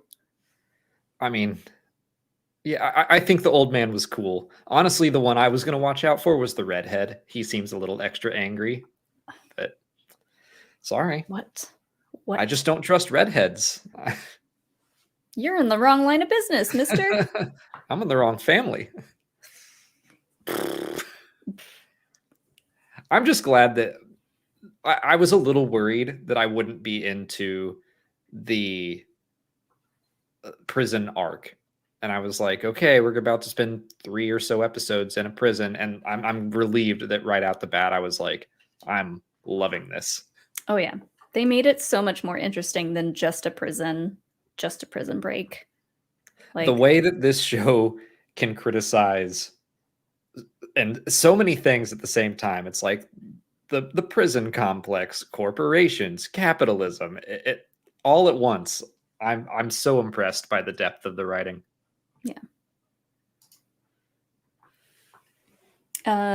Josh Mansfield has the next super chat. Anyone else double take when Cassian said his fake name at first? Really sounded like Grief Karga at first, loving the politics of all of this. Yeah. Every time he says Keith Gergo. Gerga.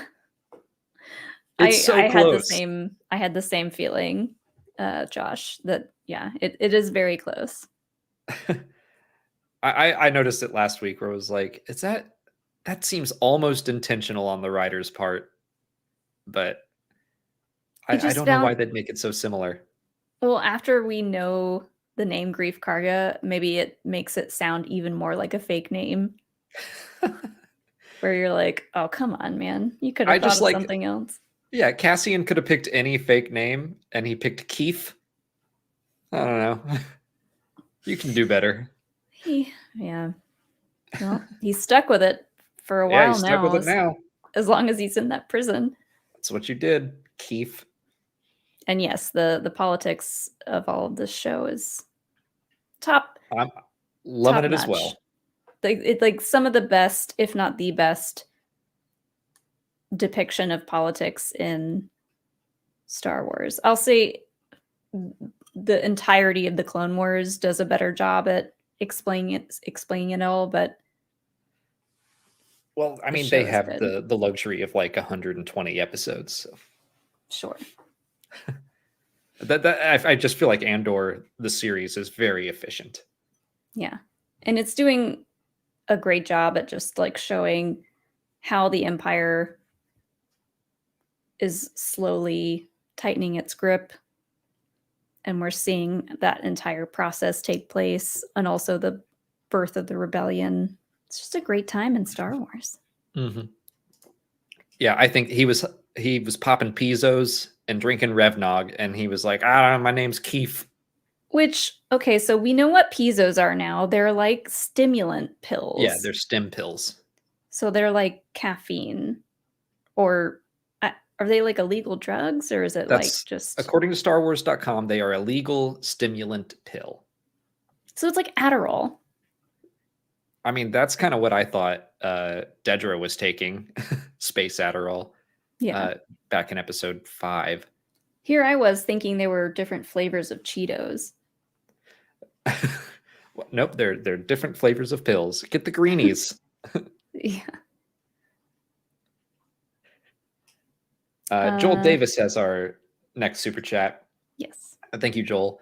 I hope the series goes into just how Mon Mothma ends up as the official leader of the rebellion we see. Because right now, I'm not sure how she does. Oh yeah, I absolutely think that is half of this story. I wish they would give her even more screen time, but I get it, and they're doing enough. But yeah, like they are giving her a leadership arc. And I think it's already moved along pretty significantly. Yeah. We're getting to see her go, like she's finally coming out of her shell a little bit. She told Tay that like, I'm going to tell you something that only 3 other people know. So she's only really exposed who she really is to a few people. And we're getting to see how, like,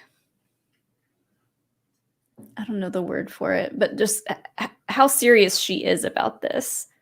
Like all of her stuff in the last episode, talking to Tay about her plans and telling him to smile, and like it was so well thought for her to just be saying all that stuff to him. Well, that's I loved it. Yeah, we touched on this before, but like Luthen trusts nobody, and he gets no trust in return. Therefore, he gets no loyalty. Mon Mothma is careful. She trusts Tay, but she gets loyalty in return. And I think that Mon Mothma is going to show us what like an ideal leader should be. Whether or not that person actually exists in the real world, I don't know. But like, I think that she is going to grow into an ideal to strive for. And Yes. I really like that she cares about the people that the revolution affects. She feels the loss, she feels the suffering. There's so much about her that I'm like, I get it. And we're just going to keep watching her grow. And eventually, she's going to have that courage that Luthen doesn't have to disavow Palpatine publicly and have to go on the run for it. And I love that, like, because like the hardcore fans that have read the books and stuff know that Mon Mothma has been a senator since she was 16. But I love that they made a point to say that in this show, to be like, yeah, she's been a senator for this long. She knows what she's doing. Which I don't want to get too into Tales of the Jedi, but like, practice makes perfect. I think that part of the point of that tale is that you need to practice not just skills, but caring about other people. And I think Mon Mothma has had that practice since she was very young. And it's a muscle that she continues to exercise, whereas Perrin let it atrophy. So yeah, that's what I think about Mon Mothma. But I don't want to dive into tales too much. We're doing that tomorrow. But now it's my turn to use the restroom. I'll be right back. Okay. I will go ahead and jump to the next super chat. Oh, I hate when the camera gets all big. I don't want to be full screen. Justin Carter has the next one. Thank you so much, Justin. Do you think the Old Republic Sith Empire was better than Palpatine's since it lasted for 1,000 years and the Rule of Two Empire lasted like 25? Well, I don't know as much about the Old Republic Sith Empire as Alex might, but the way Palpatine came into power was so well thought out. Like, he knew exactly what he was doing. He knew exactly how to pinpoint his manipulations to get exactly what he wanted. And he was pulling so many strings in so many different directions that, like, I don't know. It's hard to imagine topping Palpatine's plans, if that makes sense. But yeah, I'm not sure about the Sith Empire being better. It was just a different time. You know? I don't know. That might not make any sense, but I'll make sure to bring that back up when Alex gets back. Let me see if I can find his next one. Love seeing how good people get corrupted in the show. Yes, it's so cool. Like, I wish we could actually know more about Tim's character, because there was this specific things to happen in his life that led to him eventually turning Cassian in. But I still think he was a good person. Alex, what do you think about... I didn't unmute myself, but I meant to say who? What do you think about this? Was the Old Republic Sith Empire better than Palpatine since it lasted for 1,000 years and the Rule of Two Empire lasted like 25? Define better. I mean, like, I get more successful as an empire? I guess so, sure. But better? I think both were terrible to live under. Yeah. I was talking about how Palpatine's was better thought out. Just his plans in general were more impressive. Like, it's hard to beat his claim to power. So the Old Republic MMO is not my forte. I'm not an expert on that. I know a little bit about Vitiate, but yeah, he seemed to be a lot more kind of like make it up as we go. I'll just keep transferring my essence into other bodies and stuff. Again, I'm not going to pretend I know everything about SWOTOR. But yeah, I feel like Palpatine was meant to be the culmination of the Sith. And he certainly was a planner and had contingencies and all that. Mm-hmm. But I mean, it's hard to compete with 1,000 years. But then again, back then there were a lot more Sith. So I mean, it was just That's Palpatine true. and Plagueis. So we need to figure out how many Sith there were at that point, and then figure out what percentage 2 would have been, and then see if it compares percentage wise. Yeah. And then he said, love seeing how good people get corrupted in this show. Yes. I think, yeah, they showed that from the first arc with Tim Carlo, who That's who I brought up. Yeah, That's who I yeah. was talking about when you came in. Yeah, I don't think he was evil. I think he was a jealous butthole. Should have said he was a jealous butthead, but not the good kind of butthead, like the people on this show. But I don't think he was evil. But that jealousy drove him to do some dumb and bad things. Yes. The next one's actually a Tales of the Jedi question. So do you want to skip that one? I mean, it's a quick one. We can bring it up. Much love for the best new droid, our boy 2-Ton. Yeah, that was. Yeah, I do like 2-Ton, and he didn't get enough screen time. Yeah. But yeah, we will be talking more about Tales of the Jedi tomorrow. I'll go to Mr. D Cipher for the next super chat. Thank you. Off topic, but I had a thought. Do you think Cal has an extremely rare force ability, Echo, due to his traumatic life, and given he suppressed his powers so long it manifests into something more unique? Ooh, I love the idea of that, though. It's based off of psychometry. I mean, that's the way which already is a rare power. I love the idea of trauma, like intense trauma leading to the force, like manipulating how it flows through you and how you can use it. I don't know. I think that's a really cool twist. I think that's possible. So it's psychometry, but he suppressed his powers, so it manifests. I guess I don't know how it's different from psychometry. Yeah, I'm trying to think. I mean, to be completely honest and transparent, like this is just a game mechanic that they needed to work into a force ability, so that's what it is as it's at its core. But I mean, this is good headcanon.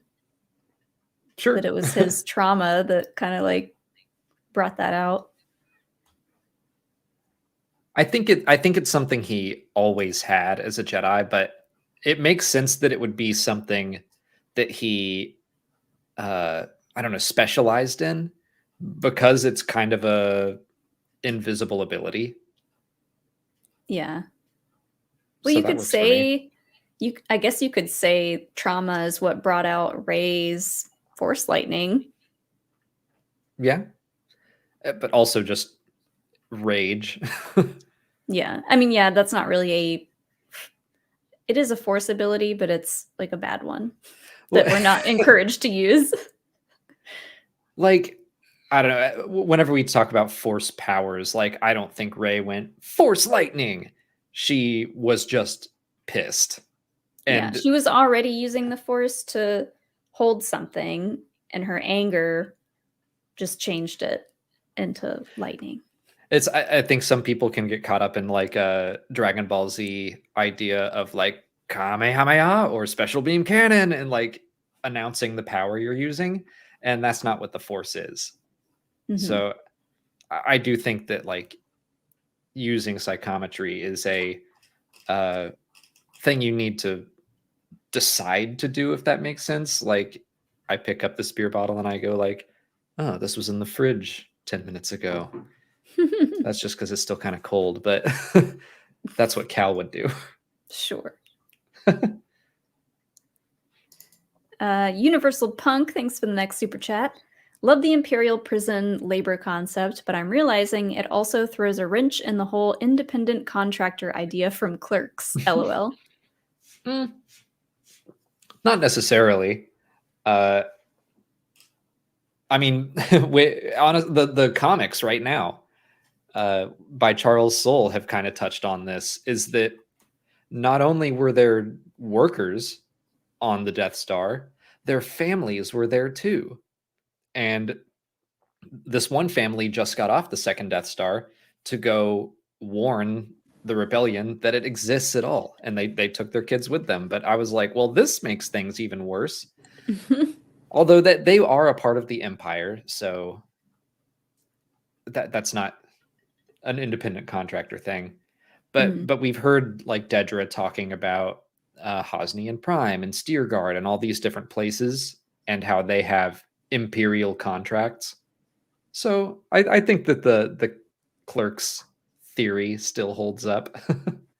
Yeah, I think so. I'm not super familiar with Clerks. I need to refresh my memory on that. Hugo Ease has the next 2 super chats. Thank you, Hugo. What does Syril do to get hired by the ISB? I think he just waits at this point. Yeah, I think he has planted some seeds, and he's let Dedra know that like he has a leg up on Cassian and this whole situation, and so it's only a matter of time before she gets him on board, I think. Yeah. I think that Dedra right now feels like she doesn't need Syril, but I think she will. So I think he's planted the seeds. And you know what? Just, I'm going to interrupt things a little bit because it's relevant. Because our good friend, the Templin Institute, was talking about my man Karn got picked up and interrogated by the Gestapo and turned it into a job interview. Seeing him stare down what's-her-face was awesome. I mean, I think he sees kind of a Mark, if you're going to, Mark, if you want to talk intelligently about how much you love Syril's character, you have to know the other characters' names. That's true. But yeah, he stared Dedra down. I mean, I think he was intimidated going into that meeting, but once he started to read the report and stuff, he was just getting more and more worked up. I think you're right, is that, yeah, he did twist that and turn it into like, I can help you. And I think he planted the seeds he needed to. So yeah. I agree. I mean, what does he have to lose at this point? He lost his job. He, destroyed his reputation. He's having to build everything again from the ground up. He's living with his mother, who is the worst to him specifically. And so I think he went into that meeting thinking like, now's my chance. Mm-hmm. I do think he wants to be in the ISB. And I'm kind of basing that off of when we got to do an interview with Denise Goff and Kyle Solar. Before we knew anything about this show, I was like, what's the deal with the blue uniformed people? And Kyle like went into a thing about how Syril has aspirations to get into the ISB. So I'm like, okay, that's probably where he's heading. It's like a mall cop wanting to be a cop. Yeah, an actual police officer. He was a Walmart greeter, and now he wants to be a part of the police force. Oh my God, that reminds me of one of the Tales of the Jedi episodes where there was a droid sitting outside of that cantina, and I was like, he's a Walmart greeter. He's just sitting out there like beeping to Dooku and Qui-Gon. Anyway, save it for tomorrow, Molly. Save it for tomorrow. Hugo E has a second super chat here. Has the cast been able to listen to the Andor soundtrack yet? What's been the favorite track? How many times have you played the Max Rebo produced Nemos? Is there a play count? Because I have put that on repeat and then played video games with my friends. So really? I've played, it's only 100 seconds long. So I've played Nemos a lot. Oh my gosh. We should make it our ringtone. Is that still a thing? I don't know how to do it. I don't know. I But- haven't heard my ringtone in forever. Yeah. Our phones are always on silent. I need to sit down and listen to the different tracks because the Neomos track is fire. I love it so much. And like the rest of the music is really great too. I just haven't had a chance to sit down and listen to it on its own. And Hugo sent in one more here. Thank you, Hugo. Off topic, but Alex Epic Rap Battle of History on YouTube just dropped a new gym. Indiana Jones versus Lara Croft. Pretty sure who you would have winning the archaeology battle. Ooh, this could be a house divided. Well, my first thought was like Indy for sure, but I don't know if it came down to like the two of them in a fight, she would drop him real quick. I think I agree with you. I think she could take him, but in an archaeology, I guess it depends on what the rap battle is about. If it's about archaeology, I think That's he true. wins. He has a doctorate. Also, I saw one of our friends, Danny Molly, actually knows the person who played Lara Croft in the rap battle because I saw him tweet about it earlier today. But Who? that's neither What? here nor there. Danny from Dad's Garage, he knows the person who played Lara Croft in the thing. Oh, fun. Well, okay, I will say Indy has always had plot armor in like the worst kind of like 80s way. Like he just gets away with anything. He jumped out of a And- plane with a life raft. He hopped in a fridge for a nuclear bomb. Like, yeah. And still women swoon over him. Like, come on. And men. Laura Craft? Laura I'm sure someone's done that already, but just like Lara Croft cross-stitching something. It's an Etsy shop called Laura Crafts. Yeah. Oh my god. No, Laura Croft easily has to work 10 times harder than he does to get anything done. Because she doesn't have a doctorate. If she would just go to school, get her Alex, education. Stop. Just stop. We can move on. Garth McMurray has another super chat. Thank you, Garth. Bella's tired and needs a rest, so she goes to Nemo's. Oh, I that do would wonder- be nice. Kind I mean, of. it's not great there. I do wonder where she's going. I think she's gonna go back home, and we're gonna find out like where that is. Maybe she'll go back to Luthen, if she is Just in keep fact. trying to see her dad. Yeah. That's so sad. I don't know. I want to know where she's from, but I guess I don't know if she can go back there after all this. Because like the way that she cleaned up in the last episode and I barely recognized her, I was like, oh man, I want to see her show up to some fancy party as herself.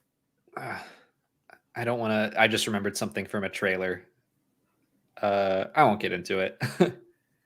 Oh wait, is she at one of those parties? Maybe. If it was in I a just said I didn't trailer, want to get into it. Okay. Yeah, I know. It was part of officially released marketing stuff. There's a shot of her talking to Mon Mothma in the trailers. So Then I'm right. so yes, I think that's likely. Then yes, I would love to see her go back to her rich girl roots and do work from that angle. Like we've seen her on Eldani and what she can do there. She can do work just as important from the rich girl angle. If she is Luthen's daughter, that's an interesting angle for her to go start to side with Mon Mothma. I like that. Mhm. Yeah. Ooh, We onto figured it something. out. Ooh. We did it. Star Wars fan 3131 has the next super chat. Thank you. Do you think Bale should have told Ahsoka the full story of what happened to Anakin? Because This wouldn't is she, for of all tomorrow. people, have the right to know? Yeah, This one we should skip. We'll cover this one tomorrow because it's Tales of the Jedi ish related. We'll keep things focused on Andor, and I'll have to think about my answer anyway. Maddie Gunner, thank you for the next super chat. What if they escape by digging under the floor? Great Escape style. Oh, and Perrin sucks. I don't know if that's going to work because eventually you dig and then water just starts rushing in. They're going to start digging and just put a poster over it. Like, what's that movie? The big one. Shawshank? Yeah. Yeah. That's the one. The big one. That big movie. Yeah, no, they would definitely start to pull in some water if they did that. But I've been thinking about The Great Escape ever since we saw that we were going to get a prison story. So I think we're probably going to take some influence there. I dig how each arc has a different genre that it's riffing on. Mm-hmm. Also, just in case, like, it's fine if you want to talk about Tales of the Jedi. We're just not covering it here until tomorrow. So yeah, there's gonna be spoilers in the chat. There's not really anything huge that can be spoiled at this point, but if you don't want spoilers, I don't know. To reiterate, because I said it at the top of the show, and it's been 2 hours since then. We're doing another stream tomorrow, all about Tales of the Jedi. My Tales of the Jedi review comes out tomorrow. Like we're just gonna keep Wednesday as Andor Day, and Thursday will be Tales Day. And honestly, like the rest of the videos for the weekend are all around Tales of the Jedi. Kind of focus on that.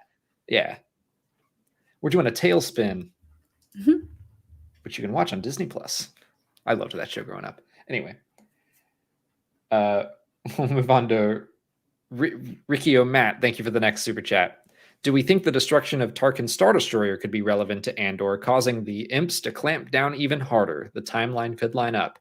That's true. That's about to happen. Technically. The destruction of Tarkin's Star, is that in the book? Yeah.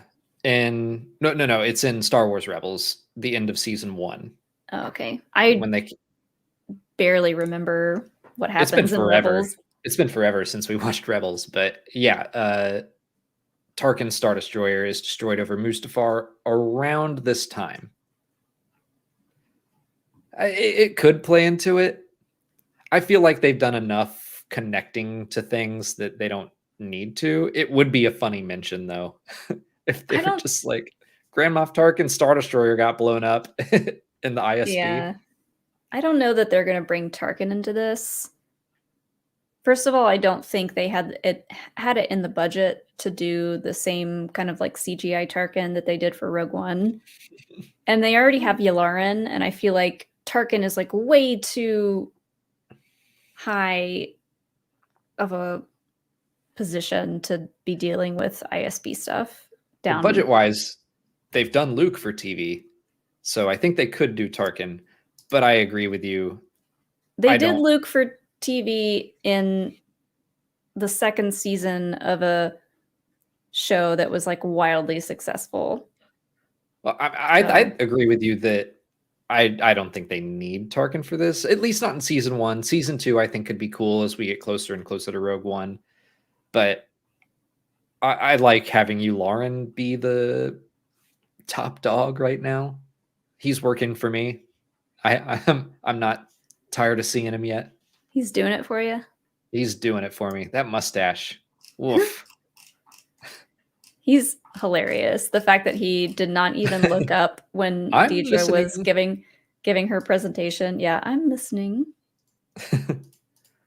Oh, Wolf. Cassia Pidgeot, thank you for the next super chat. What do you think Andy Serkis gets if he wins? Oh. All right, so what's the next step above flavor in your food? A pat on the back? Like, I don't think it's going to be that good. Maybe they take days off of his sentence, which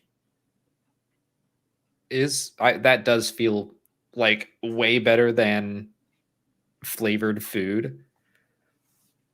I mean, it might just be that he gets to keep his position as manager of that floor. Yeah, but then what does that get him? Or maybe he gets more managerial duties. I don't know. There's got to be something that is keeping him there. Maybe we'll find out in the next episode. He gets a piece of flair that, like a little button. I was thinking of Severance. Maybe he gets to sit in a room and someone gives him compliments for 20 minutes. Yeah. Oh no, I laughed too loud. I'll go get him. But I think that's perfect. Apologies for Hilo. He got way too excited for that joke. Hilo loves Severance. Let me skip to the next super chat. Oh, this one's comes from Gio. Thank you, Gio. I love every time Mon is on screen. Also, I'm a bit worried for Tay. I noticed Mon was very concerned he was gone from the party, and I wish Mon and Tay were matched together before Perrin. LOL. Yeah, interesting that Mon Mothma is not shying away from like consistently wondering where he is, what he's like, is Tay still here? And then when she knows that he left, she's like, uh-oh, what do you think that means? I don't know. That is a question that I have been having. I don't know what that means. That she's worried that he left without saying goodbye. Like, I feel like she told him everything she needed to tell him, but yeah, but I think there was definitely something to be worried about. I think maybe she's just worried that she may have said too much and that he got overwhelmed and is like, I don't want part of this, I'm out, kind of thing.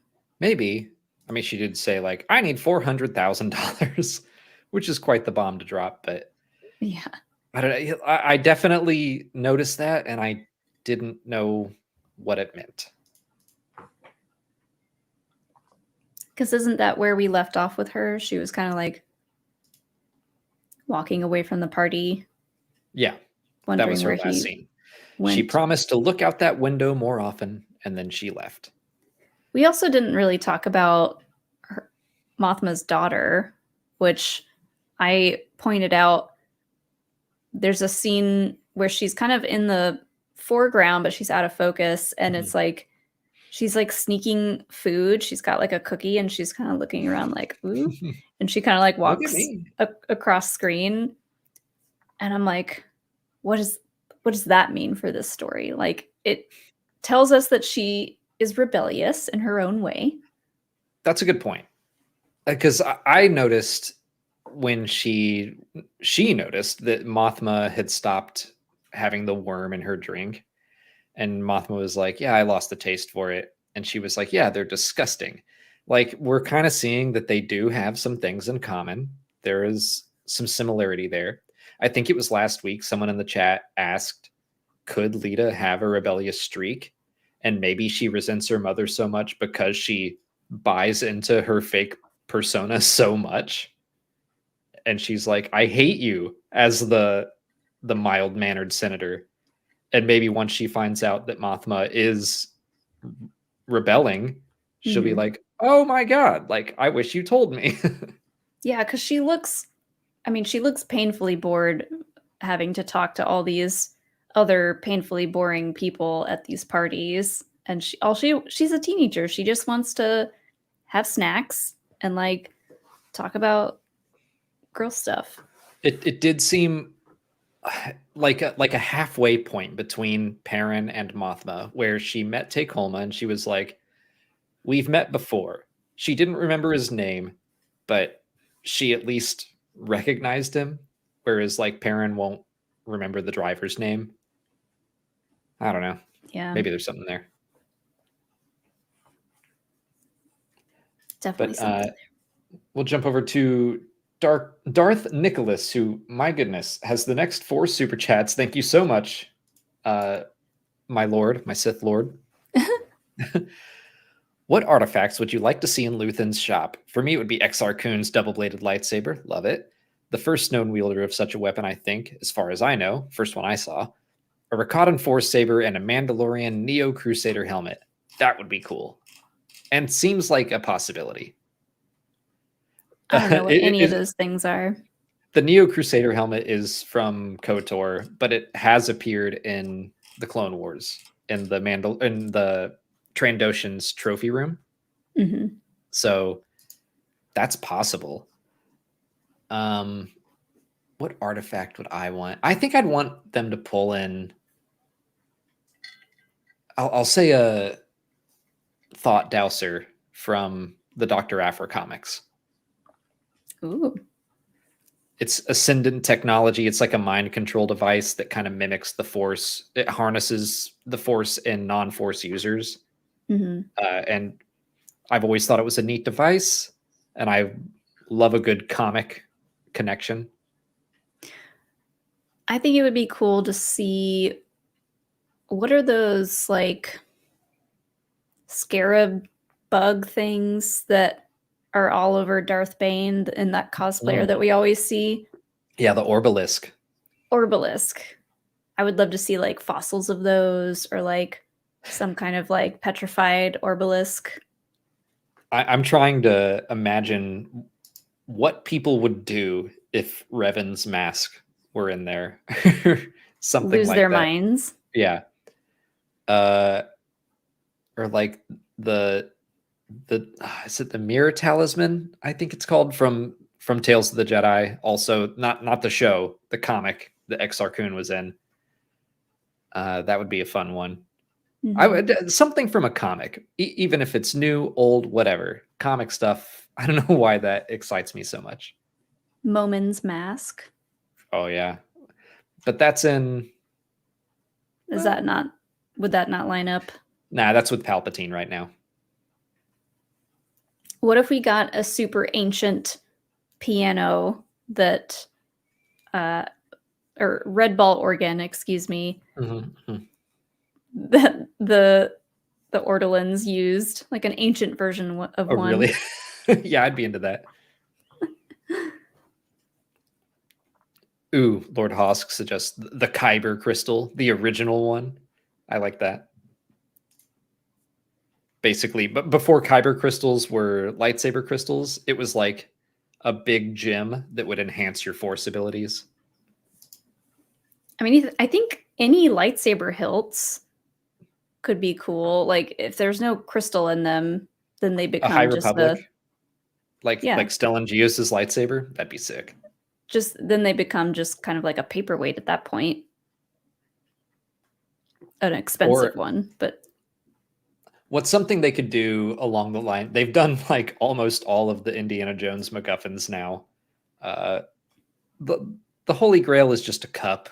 The Crystal Skull they've done before in the Clone Wars. But what's something that it doesn't have to be Indiana Jones? Yeah, something that's a Disney property. The Tesseract would be funny, but I'd probably mistake it for a holocron. Any of the stones and the Infinity Gauntlet. Infinity Gauntlet would be funny. Like as long as it were just in carbonite and kind of off in the distance. Yeah, the Black Panther like necklace thing. They kind of have something that feels similar to that already. Mm-hmm. But Darth Nicholas's next one says, am I the only one hoping for a voice cameo from Tim Morrison if we do revisit Cassian's experience with the clones somewhere down the line? I don't think Tim will be wearing any armor, though. If the clones speak, I think they're going to get Tim for it. Yeah. Well, have we already? No, we didn't already hear clones speak, did we? Okay. I mean, maybe. I think any more flashbacks that we see of the younger version of Cassian going over there to like put the smackdown on those clone troopers, we might not even really hear them speak that much, except for like, hey, wait a second. I think that they're going to get Tim to do it. I mean, I think he's not done with like the Mandoverse. I think he's around. I think they can get him to record a few voice. I think he would even be enthusiastic in doing it. He showed up for a scene of the Obi-Wan Kenobi series. So I think he would voice the clones if they speak. And I do think we're going to see more of that flashback. Yeah, I think so too. Especially with him being in prison, he might have flashbacks to that episode that probably landed him in a different prison. Yeah. And Darth Nicholas's next super chat says, I liked Saw Gerrera's characterization in the latest episode a lot more than in Rogue One. It was a happy medium between the Clone Wars, the Bad Batch, and Rogue One, I think. Yeah, I think his Rogue One stuff, we didn't have enough time with him to see why he was the way that he was.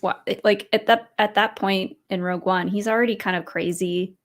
He's missing a lot of limbs. He's seen a lot of stuff. He's like been through it all. So we're seeing him towards the end of his life to the point where he's given up and he's crazy.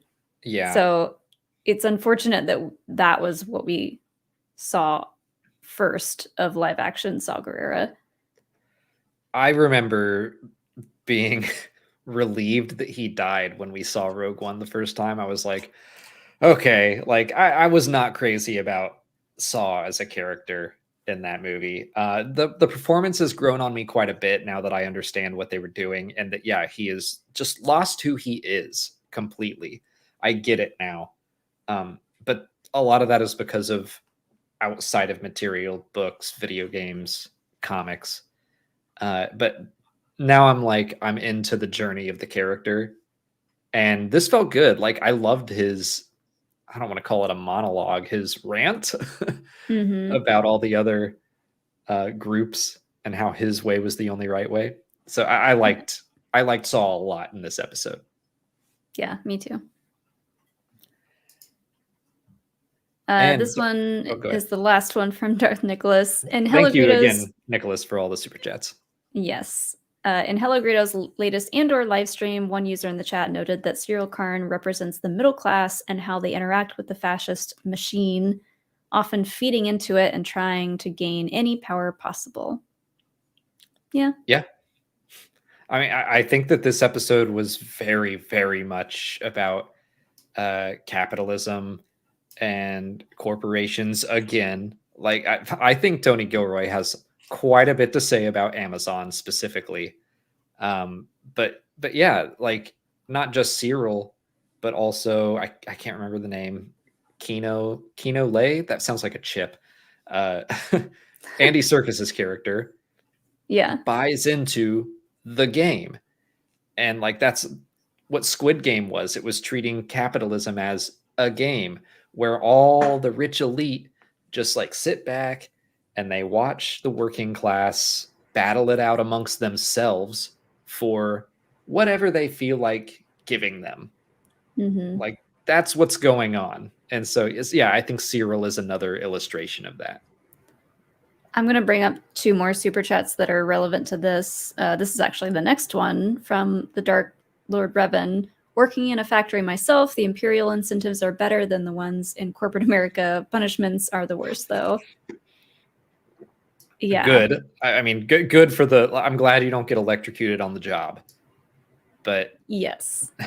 Flavored food. Yeah, like that's exactly immediately when he was like, productivity is encouraged and we're being watched all the time. It's like that is what you hear about Amazon constantly. Is that Speaking of, yeah. This super chat from Jacob Gould. I have to say, after working at Amazon for 3 years, this show is doing an amazing job of making people with a little bit of power the most insufferable people imaginable. Yeah. Yeah. Syril, Andy Serkis's character, I promise I'll remember that and the planet's name someday, but it is not this day. Let me see if I wrote his name down. I don't think I did. It's like Kino Loy, something like that. But they are people that buy into, like, if I just play the game hard enough, I will win and I will become elite. And yeah, that can happen, but it's rare. And Mhm. he is a straight up prisoner. He is not going to better his circumstances that much, but still, he's like, just me being a little bit better than everyone else is enough for him. And it's like the most selfish thinking, which goes straight to Star Wars being selfish versus selfless. Yes.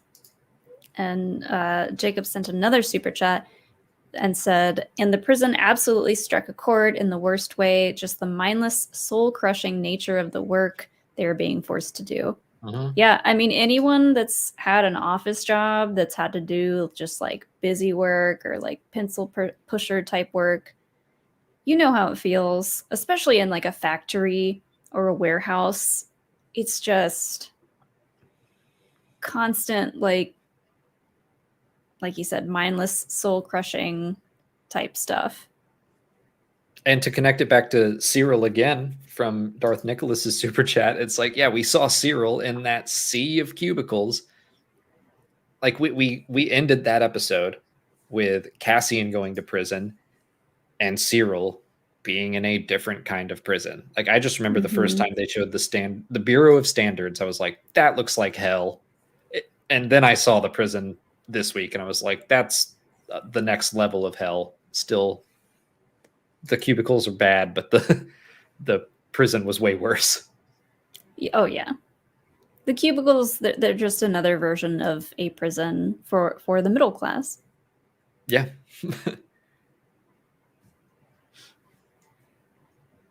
Eric Bruno has the next super chat. Thank you, Eric. Imagine being married at 15. No wonder the marriage is falling apart. Yeah. Yeah. I feel like I was pretty shitty at 15. Not We to all were. overuse my That's strike 3. Can't believe her. Can't take her anywhere. Can you still hear me? Oh. No. Were you just going? Were you just yelling? I can do it Hold too. on now. That's not right. I'm signed into this thing too. I know how to use StreamYard. Yeah, I like what Molly said earlier about it seems like maybe there was some love there at some point when they were both just kids and they were, I don't know if they were forced to marry or if they were like, this is Chandrillin custom and so we will. But yeah, and it sounded like Mon Mothma used to be like up for all the Chandrillin customs, and same with Perrin, I guess. And so she's just now saying stuff about like the worm in the cocktail, like, no thanks. I was just good at pretending to like she it. She never liked it. And so it's just the amount of years that she has spent. I'm now thinking of the symbolism of like she's lost the taste for the worm, and like Perrin is the worm. Ew. He is. Oh no. But yeah, I get that. She's growing out of how she was raised. Yes. It happens to all of us. And that plays into that one small moment that we got with her daughter being like having a brief moment of connection with her mother over thinking that the worms in the drinks were gross. And like it was very small, but it was a huge step for the two of them, I think. For her to see her mother finally like, you know what? That's a tradition that I don't need to keep pretending like I'm okay with. Yeah, I think you're right. I think that was a significant moment. A small one, but hopefully a sign of more connection in the future. Yeah. Jane Dalton has the next super chat. Thanks, Jane, and hi, Jane. Hi, Jane. What do y'all think they are building in the prison? It looks kind of like droid parts, and I'm wondering if to escape, Cassian may learn some Imperial droid programming, which could eventually help him reprogram K2SO. Ooh. Well, we have discussed what it could be, and we came to zero conclusions. It doesn't really look like droid parts, but I do like the idea of seeing Cassian learn how to reprogram droids, essentially. I think that's a really fun idea. Just a little step towards what we know will be his future. Mm-hmm. I kind of think that we, the audience, are not supposed to know what they're building, because I don't think they know what they're building. It wouldn't surprise me if it was part of the Death Star, and they're just like making all these 7 prisons, not to mention probably several other prison planets. They're all building like one component, and everyone's like, what is this? I have no idea. But you combine it all together and it makes a super laser. I don't know. It could play into the idea of just this mindless, like, repetition of just building anything. Mhm. It's something that the Empire is using, but I could see it being like something completely mundane. And yeah, like that makes it even worse. Yeah. It's kind of like if you had a job building or creating Allen wrenches. Yeah, that sounds terrible. That's your I job. hate Allen wrenches, and we have too many of them. For 6 years, you were not only in prison, but you have to mold Allen. I mean, that's a way less dangerous job than what they're doing, but just the idea of having to do the same thing over and over and over again for something that you know is just going to go into every package and every IKEA furniture build. And you're just like, oh my God, none of this matters. Mm. Joel Davis has the next 2 super chats. Thank you, Joel. It's funny how Saw is so against working with everyone, and then in Rebels Season 3, a few years later, he seems like he's an agent of Bail for Geonosis. Yeah, well, I think we're building to that. Yeah. Again, it sounds like Tony Gilroy. I don't think he's necessarily watched Rebels, but someone has educated him to the point where he knows what he needs to know. I loved hearing him talk about the Gorman massacre, and I was like, yeah, get it, Tony Gilroy. So I think he knows where Saw Gerrera ends up. And right now, yeah, he is like, I don't want to work with anyone. But if the right person convinces him to work with other people, he will. I could absolutely see Tony Gilroy being the kind of person to be like, I mean, yeah, I'm not super into Star Wars, but I'm doing the show and I'm having a lot of fun with it. But like, if he goes online and he searches Mon Mothma and he goes to her Wikipedia page, I could see him getting lost in just reading every little thing about everything that she's been involved in and just being like, oh my God, like there is so much to work with here. And same thing with Saw. Like, I just think that he's the kind of person to kind of stumble upon information like that and be like, I want to use that. This makes sense to me. I was just looking up the chronology of the episode Ghosts of Geonosis, where Saw and the rest of the Rebels team up on Geonosis, and Secret Cargo is the episode where Mon Mothma delivers the speech. So Ghosts of Geonosis happens before that, so it will be interesting if he starts working with Mon and or Bail covertly before that. But yeah, I think we're going to slowly see him get roped into things a little bit more. Mm-hmm.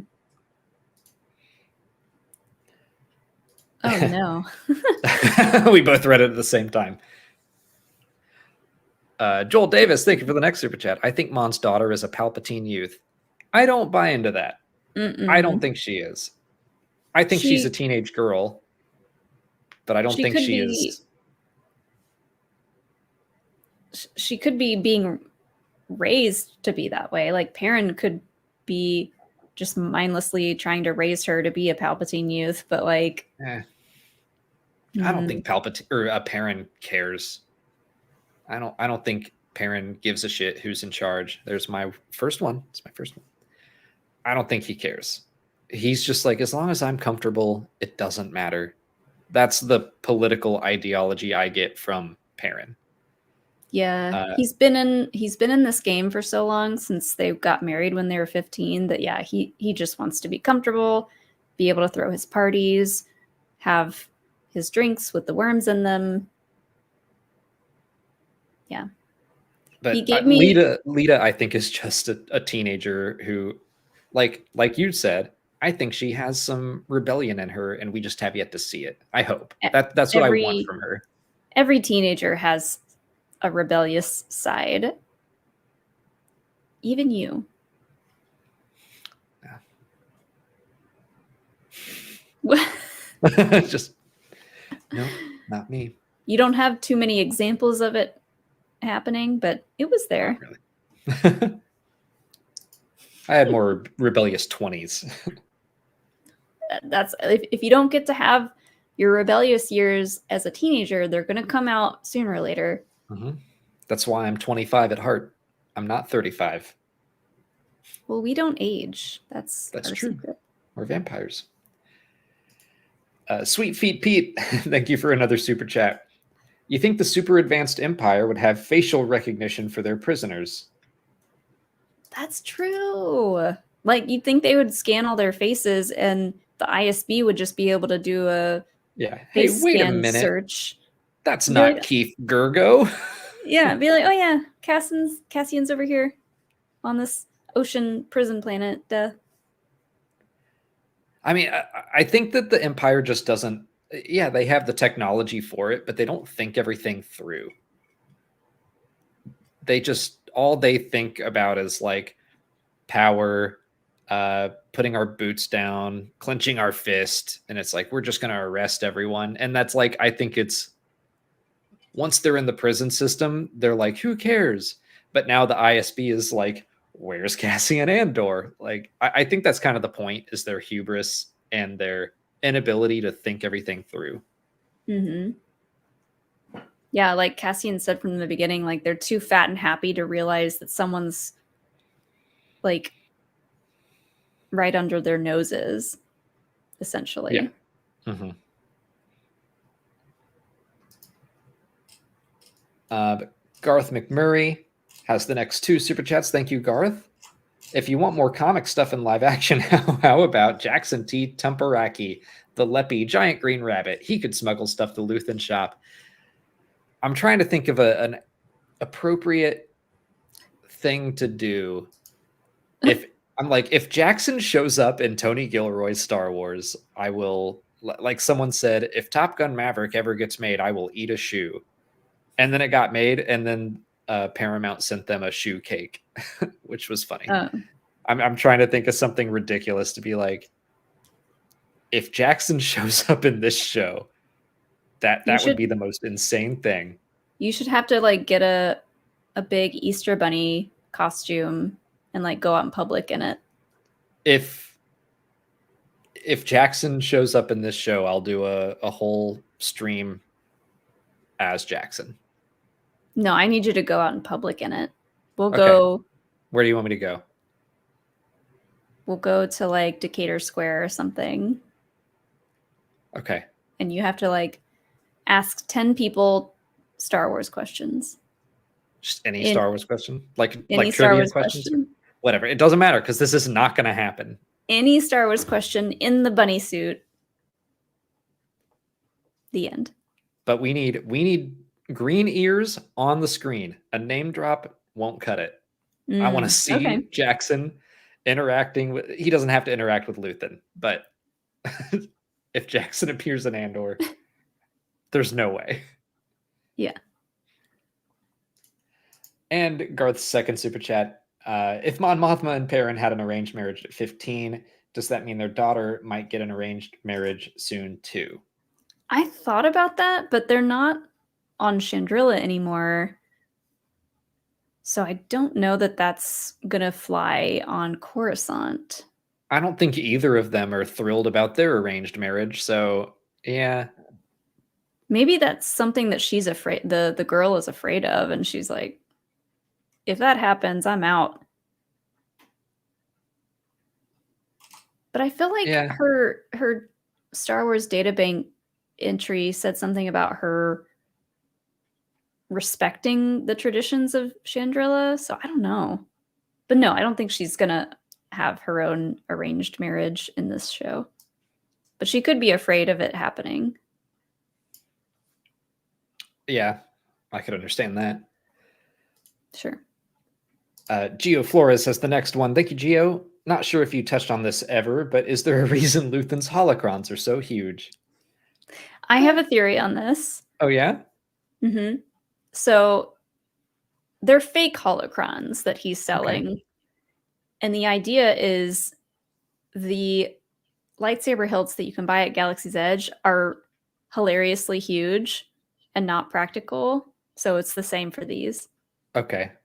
He got these at the Star Wars equivalent of Disneyland. Yes. I just think that they made them big so we could all see what they were. Sure.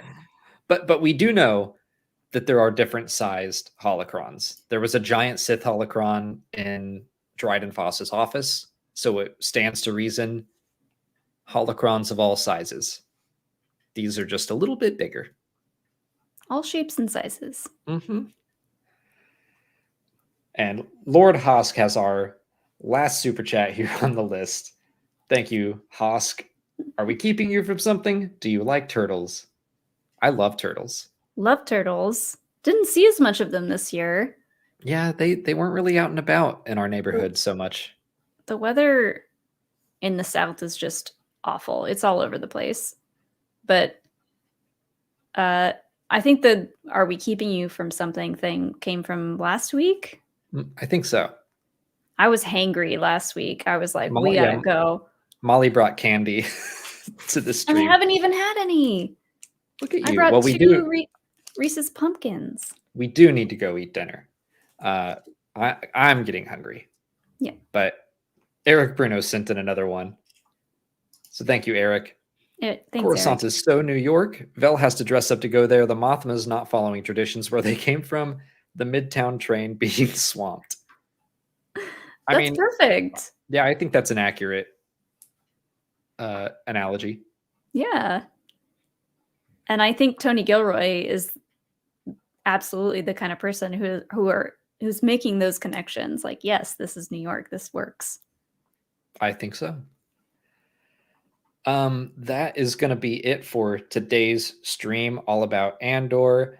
I saw a fair amount of Tales of the Jedi questions as well, including one from Callum Samuel. I saw you, Callum. We're going to talk all about Tales of the Jedi tomorrow, probably around like 2 or 3 Eastern time. We have some plans in the evening, so we're going to do an earlier stream than normal.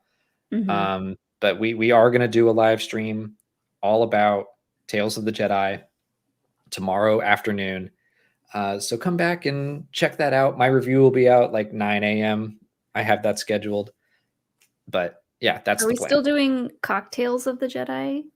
Probably not, because it's going to be like 1 or 2 in the afternoon. We have evening plans, Molly. To walk around. We have evening plans. I was so proud of that name. Cocktails. Well, we're going to use that name. We have other plans for that name. That's true. We talked about this. We can talk about it more after we sign off. And Andy was asking how much earlier is that compared to normal? So we normally go on at 6, and we're considering going on at 2 or 2:30, or earlier. Or probably around 2.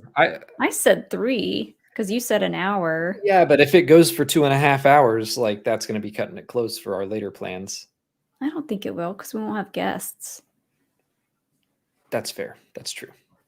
Okay, we'll figure it out. We'll talk it out. So it'll probably be 3 hours earlier. I don't know. I'll try to give people plenty of heads up, but we were just too busy covering Andor and getting Tales of the Jedi videos done. But but that's our plan. We will be covering Tales of the Jedi tomorrow. So hope you come back and bring your questions then. But that's it for today. Thank you so much for watching. Thank you to Uplink Podcast for joining us for the first hour. Go follow them if you haven't already. And may the Force be with you.